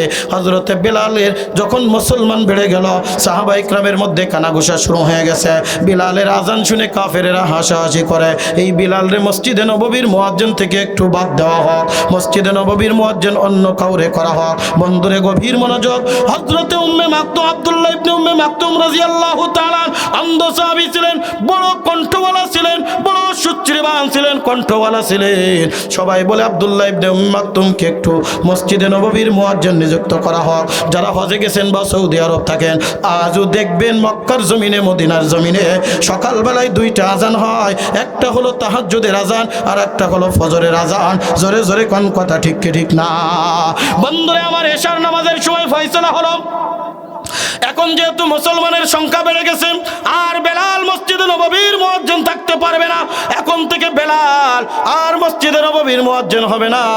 আব্দুল্লাহ ইবনে মাকতুম রাদিয়াল্লাহু তাআলা আনহুকে মসজিদে নববীর মুয়াজ্জিন নিযুক্ত করা হলো। সুবহে সাদিকের থেকে তুমি আজান দেওয়া শুরু করে দিবা। হযরতে বেলাল চোখের ভিতরে পানি নিয়া মসজিদে নববীর এক কিনারায় বসে গেছে। আমার আল্লাহর দরবারে ফরিয়াদ জানাই, মালিক রব্বুল আলামিন, আমার জবান তো খারাপ ছিল না, আমার জবান তো কোনো সমস্যা ছিল না, আমি তো তোমার নাম নেওয়ার কারণে উমাইয়া আমার জিহ্বার উপরে সাকা দিয়েছিল, যার কারণে আমি ভালো করে কথা বলতে পারি না, আশহাদুর জায়গায় আসাদু বলে ফেলি। আপনার নাম নিয়ে যখন আমি আজান দিতাম, আমার কলিজাটা বড় ঠান্ডা হয়ে যেত। উমাইয়া যত নির্যাতন করেছিল সব আমি ভুলে গিয়েছিলাম, আপনার সুমধুর আজান আমার কণ্ঠে ডাক হইতো। আজকের থেকে মসজিদে নববীর মুয়াজ্জিনের পদ থেকে আমারে বাদ দিয়া দিল। হয়তো বাবার মসজিদে নববীর মুয়াজ্জিনের পদটা বহাল করে দাও, নতুবা এই রাত্রে আমাকে দুনিয়ার থেকে বিদায় নিয়ে যাও। আমার সামনে যদি আর একজন বলে আল্লাহু আকবার, আমি সহ্য করতে পারবো না। ও রব্বুল রব্বুল আলামিন আমাকে তুমি উপরে উঠায় নাও, আমারে তুমি দুনিয়ার থেকে বিদায় নিয়ে যাও। ঠিক 1 সেকেন্ড 2 সেকেন্ড 10 সেকেন্ড মিনিট থেকে ঘন্টা যায়, আস্তে আস্তে সুবহে সাদিকের সময় হয়ে গেল। আব্দুল্লাহ ইবনে মাকতুম রাদিয়াল্লাহু তাআলা আনহু সুমধুর কণ্ঠে সুলল কণ্ঠে মসজিদে নববীর ভিতরে তাহাজ্জুদের আজান দিয়ে দিলেন। সাহাবা ইকরাম আস্তে আস্তে উঠে নামাজের জন্য চলে আসছে। নামাজ আদায় হয়ে গেল, সাহাবা ইকরামের ভিতরে কানাঘোষা। আজকের আজানটা কত সুন্দর হয়েছে। দেখবেন মুয়াজ্জিনের আজান যদি ভালো হয়, আশেপাশে কিন্তু আলোচনা হয়, কথা বলেন ঠিক কিনা? কত সুন্দর আজান, কত সুন্দর আজান, কত সুন্দর মধুর কণ্ঠে আজান। আজান যদি ভালো হয়, অনেক কাফের পর্যন্ত ঈমান নিয়ে আসে। জোরে জোরে কোন কথা ঠিক কি ঠিক না? হে বন্ধু, গভীর মনোযোগ। হযরত বেলাল মসজিদে নববীর এক কিনারার ভিতরে বৈশা আল্লাহর দরবারে চোখের পানি ফেলায় কান্দে। ওই রজনীতে বেলাল আর বাড়িতে যায় নাই, শুধু কান্দে আর ডাক দে বলে, আল্লাহ আমার চোখের সামনে এরকম কথা তো আমি সহ্য করতে পারি না, আমারে হয় নিয়ে যাও, নতুবা আমার মসজিদে নববীর মুয়াজ্জিনের পথটা একটু আমারে ফেরত দিয়া দাও। সমস্ত সাহাবা ইকরাম কথা বলা বলি করে 1 মিনিট 2 মিনিট 10 মিনিট যায়, ঘন্টা পার হয়ে যায়। সুবহে সাদিক আর হয় না, সুবহে সাদিক আর হয় না। আল্লাহ রাসূল মসজিদের হুজরার ভিতরে তাহাজ্জুদের নামাজ আদায় করে বসে আছে। সুবহে সাদিক যখন হবে, বেলাল বলে, উমাইয়া আব্দুল্লাহ ইবনে মাকতুম রাদিয়াল্লাহু তাআলা আনহু ফজরের আযান দেবে, ফজরের নামাজ পড়বো। মসজিদে নববীর ভিতরে আর সুবহে সাদিক হয় না। 1 ঘন্টা 2 ঘন্টা পার হয়ে যায়। আল্লাহর নবী মসজিদে নববীর ভিতরে আসলেন, সাহাবা ইকরাম জড়ো হয়ে গেলেন, সবার ভিতরে কথা চলাচলি। এত আগে আজান হলো, সুবহে সাদিক তো হয় না, সুবহে সাদিক তো হয় না। আল্লাহর নবী আসমানের দিকে এরকম বারবার তাকায়। ওই যে শুরুতে আমি বলেছিলাম, মনে আছে কিনা জানি না, আল্লাহর নবী যখন আসমানের দিকে তাকাইতেন, হযরতে জিবরিল আমিন সাথে সাথে হাজির হয়ে যেতেন। ডাক দিয়ে বলে, আসসালাতু ওয়াসসালামু আলাইকা ইয়া রাসূলুল্লাহ, আসসালাতু ওয়াসসালামু আলাইকা ইয়া হাবিবাল্লাহ। তাকায় দেখছি বারবার আসমানের দিকে তাকান, ব্যাপার কি ব্যাপার কি? বলে, জিবরিল কত আগেই তো তাহাজ্জুদের আজান হয়েছে, এখনো অন্ধকার কাটে না, অন্ধকার কাটে না, সুবহে সাদিক হয় না, ফজরের আজান হয় না, কখন আজান হবে আর কখন আমরা নামাজ আদায় করব? হযরতে জিবরিল আমিন ডাক দিয়ে বলে, ইয়া রাসূলুল্লাহ ইয়া হাবিবাল্লাহ, কই কই ওই তাহাজ্জুদের আজান তো হয় নাই, আসমানে তাহাজ্জুদের আজান পৌঁছাই নাই, আমার আল্লাহ পাঠিয়েছেন, যা আমার হাবিবকে জবর আমার হাবিবের কাছে এলান কর। ওই বেলাল ওই বাঙ্গা কণ্ঠে যতক্ষণ পর্যন্ত মসজিদে নববীর ভিতরে বৈশা আসহাদু বলে ডাক না দিবে, কিয়ামত হয়ে যাবে, সুবহে সাদিক হবে না। কিয়ামত হয়ে যাবে, সুবহে সাদিক হবে না। যা, আল্লাহর নবীর চোখের ভিতরে টপ টপ করে পানি। ডাক দে বলে, কই বেলাল কই? হযরতে বেলাল এক দৌড় দিয়ে আল্লাহ রাসূলের সামনে, লাব্বাইক ইয়া রাসূলুল্লাহ, লাব্বাইক ইয়া হাবিবাল্লাহ। আল্লাহর হাবিব উঠে দাঁড়ায়, বেলাল রে পাজা কোলা করে ধরছে, বুকের সাথে বুকটা মিলায়, কপালে চুমু খায়, কপালে চুমু খায়। আল্লাহর নবী এতবার চুমু খেয়েছে, হাদিসে পাকের ভিতরে আসছে, একবারে আল্লাহর হাবিব কাউকে জীবনে কোনো দিন এতবার চুমু খায় নাই যতবার বেলালের কপালে আল্লাহর নবী ওই দিন চুমু খেয়েছে। আল্লাহর নবী ডাক দে বলে, বেলাল, মেরাজের রজনীতে যখন আমি জান্নাত আর জাহান্নাম দেখতে গিয়েছিলাম, ওই জান্নাতের ভিতরে যাওয়ার পরে দেখি তোমার পায়ের খড়মের আওয়াজ পাওয়া যায়। তুমি তো গোলামজাদা গোলাম, তোমার কোনো চেহারা নাই, দুনিয়ায় কোনো অর্থ নাই, সম্পদ নাই, কোনো কিছু নাই, কিন্তু আল্লাহর দরবারে তোমার মান আর মর্যাদা কত বেড়ে গেছে জানো? আমাদেরকে বাঁচাও, বাঁচাও, কিয়ামত কায়েম হয়ে যাবে, অন্ধকার ছাড়াবে না, সুবহে সাদিক হবে না। তোর এই ভাঙ্গা কণ্ঠে একবার আল্লাহর দরবারে ডাক দে, বল, আশহাদু আল্লা ইলাহা ইল্লাল্লাহ, আশহাদু আল্লা ইলাহা ইল্লাল্লাহ। জোরে কোন আল্লাহু আকবার। আমিনু কামা আমানান নাস। সাহাবায়ে ইকরাম ওলা ঈমান, বেলালের মতো ঈমান, খাব্বাবের মতো ঈমান, আবু যর গিফারির মতো ঈমান। বান্দা আমরাও ঈমানদার, তারাও কিন্তু ঈমানদার। এই ঈমান নিয়ে যদি আমরা ওই কিয়ামতের ময়দানে আল্লাহর দরবারে উঠি, কলিজার টুকরা যুবক বল আমার আল্লাহ আমার সাথে কেমন আচরণ করবে? এ কলিজার টুকরা যুবক, আজকে তোমাদের যুব সমাজের উদ্যোগে মাহফিল, আমিও তো তোমাদের মতো একটা যুবক। যুবক রে, পা দুখানি আগায় দে, আমি বলি ফের ফের। মসজিদের মুয়াজ্জিন 5 বার তোরে ডাকে হাইয়া আলাস সালাহ, মসজিদের মুয়াজ্জিন ডাকে হাইয়া আলাল ফালাহ। এ যুবক, তুই গেমের পাগল হয়ে গেলি, তুই তো মোবাইলের পাগল হয়ে গেলি, তুই তো দুনিয়ার নাজ নিয়ামতের পাগল হয়ে গেলি। তাকায় দেখ তোমার আমার বয়সী কত যুবক আজকে দুনিয়ার থেকে বিদায়। এই তো গত কয়েকদিন আগে তোমাদের এই পাশে ভাঙ্গার ভিতরে একটা জায়গায় অ্যাক্সিডেন্ট আমি ফেসবুকের মধ্যে পেয়েছিলাম। গৌর নদী থেকে 4 জন বন্ধু 2টা মোটরসাইকেল নিয়ে এই ভাঙ্গার জন্য একটু আসছিল ইলিশ মাছ বোনা খাওয়ার জন্য। একবারই দাগায় 4 জনই 2টা মোটরসাইকেল অ্যাক্সিডেন্ট, একবারই জায়গায় 4 জনই ডেড। কলিজার টুকরা যুবক, চক্ষুটা বন্ধ করে দেখো, ছোট্টকালে একসাথে কতজনের সাথে খেলাধুলা করেছ, আজকে তারা দুনিয়ার জমিনের ভিতরে নাই। আমি কবে যাব তা কিন্তু বলতে পারি না। এই জন্য আমার মুরব্বী বাবাজিরা, কবল তো পা তো কবরের ভিতরে চলিয়া গেল, এখনো কি তুমি ফিরতে পারো না? এখনো কি তোমার নামাজ পড়তে মন চায় না? এখনো কি তোমার ইবাদত করতে মন চায় না? এখনো কিন্তু তুমি ইমানদার হতে মন চায় না? আয় বাবা আয় আয় আয়, আল্লাহর দরবারে কাটি দিলে তওবা করে আজকের থেকে কে কে নিয়ত করতে পারো, হুজুর জীবনে যা ভুল করেছি আর কোনোদিন নামাজ ইচ্ছাকৃতভাবে কাজা করব না, আর কোনোদিন খারাপ পথে চলবো না, হারাম পথে চলবো না। আল্লাহর দরবারে 2 হাত উপরের দিকে উঠায় দেখা। এ রব্বুল আলামিন, হাত উঠায় রাখেন, হাত উঠায় রাখেন। ও মালিক রব্বুল আলামিন, তাকায় দেখো গভীর রজনীতে কলিজার টুকরা যুবকেরা, আমার মুরব্বী বাবাজিরা, এ পর্দার অন্তরালের মাগ, তোমাদেরকে আমি যদিও না দেখি আল্লাহ দেখে, তোমরাও হাত উত্তোলন করে দেখাও। জীবনে ইচ্ছাকৃতভাবে নামাজ কাজা করব না, বেপরদাভাবে চলবো না, হারাম পথে চলবো না, আল্লাহর পথে চলবো, দ্বীনের পথে চলবো। আল্লাহ আমাদের তৌফিক দান করুন, বলেন আমিন। আল্লাহ পাক আমাদের সবাইকে যেই কথাগুলি ভাঙ্গাচোরা কণ্ঠে আলোচনা করে গেলাম, আমার জন্য দোয়া করবেন, আমিও আপনাদের জন্য দোয়া করে যাই। এ কলিজার টুকরা বাবাজিরা, আমি একটা কথা প্রায় বলি, আমার ভিতরে কোনো এলেম নাই, কলম নাই। এই দুনিয়ার মধ্যে আমি সব থেকে বড় গুনাহগার, আমার মতো গুনাহগার এই পৃথিবীর জমিনে আর নাই। আমার গুনাহের খবর যদি আপনারা নিতেন, এখানে প্রধান বক্তার আসনটা আমার দিতেন না। আল্লাহ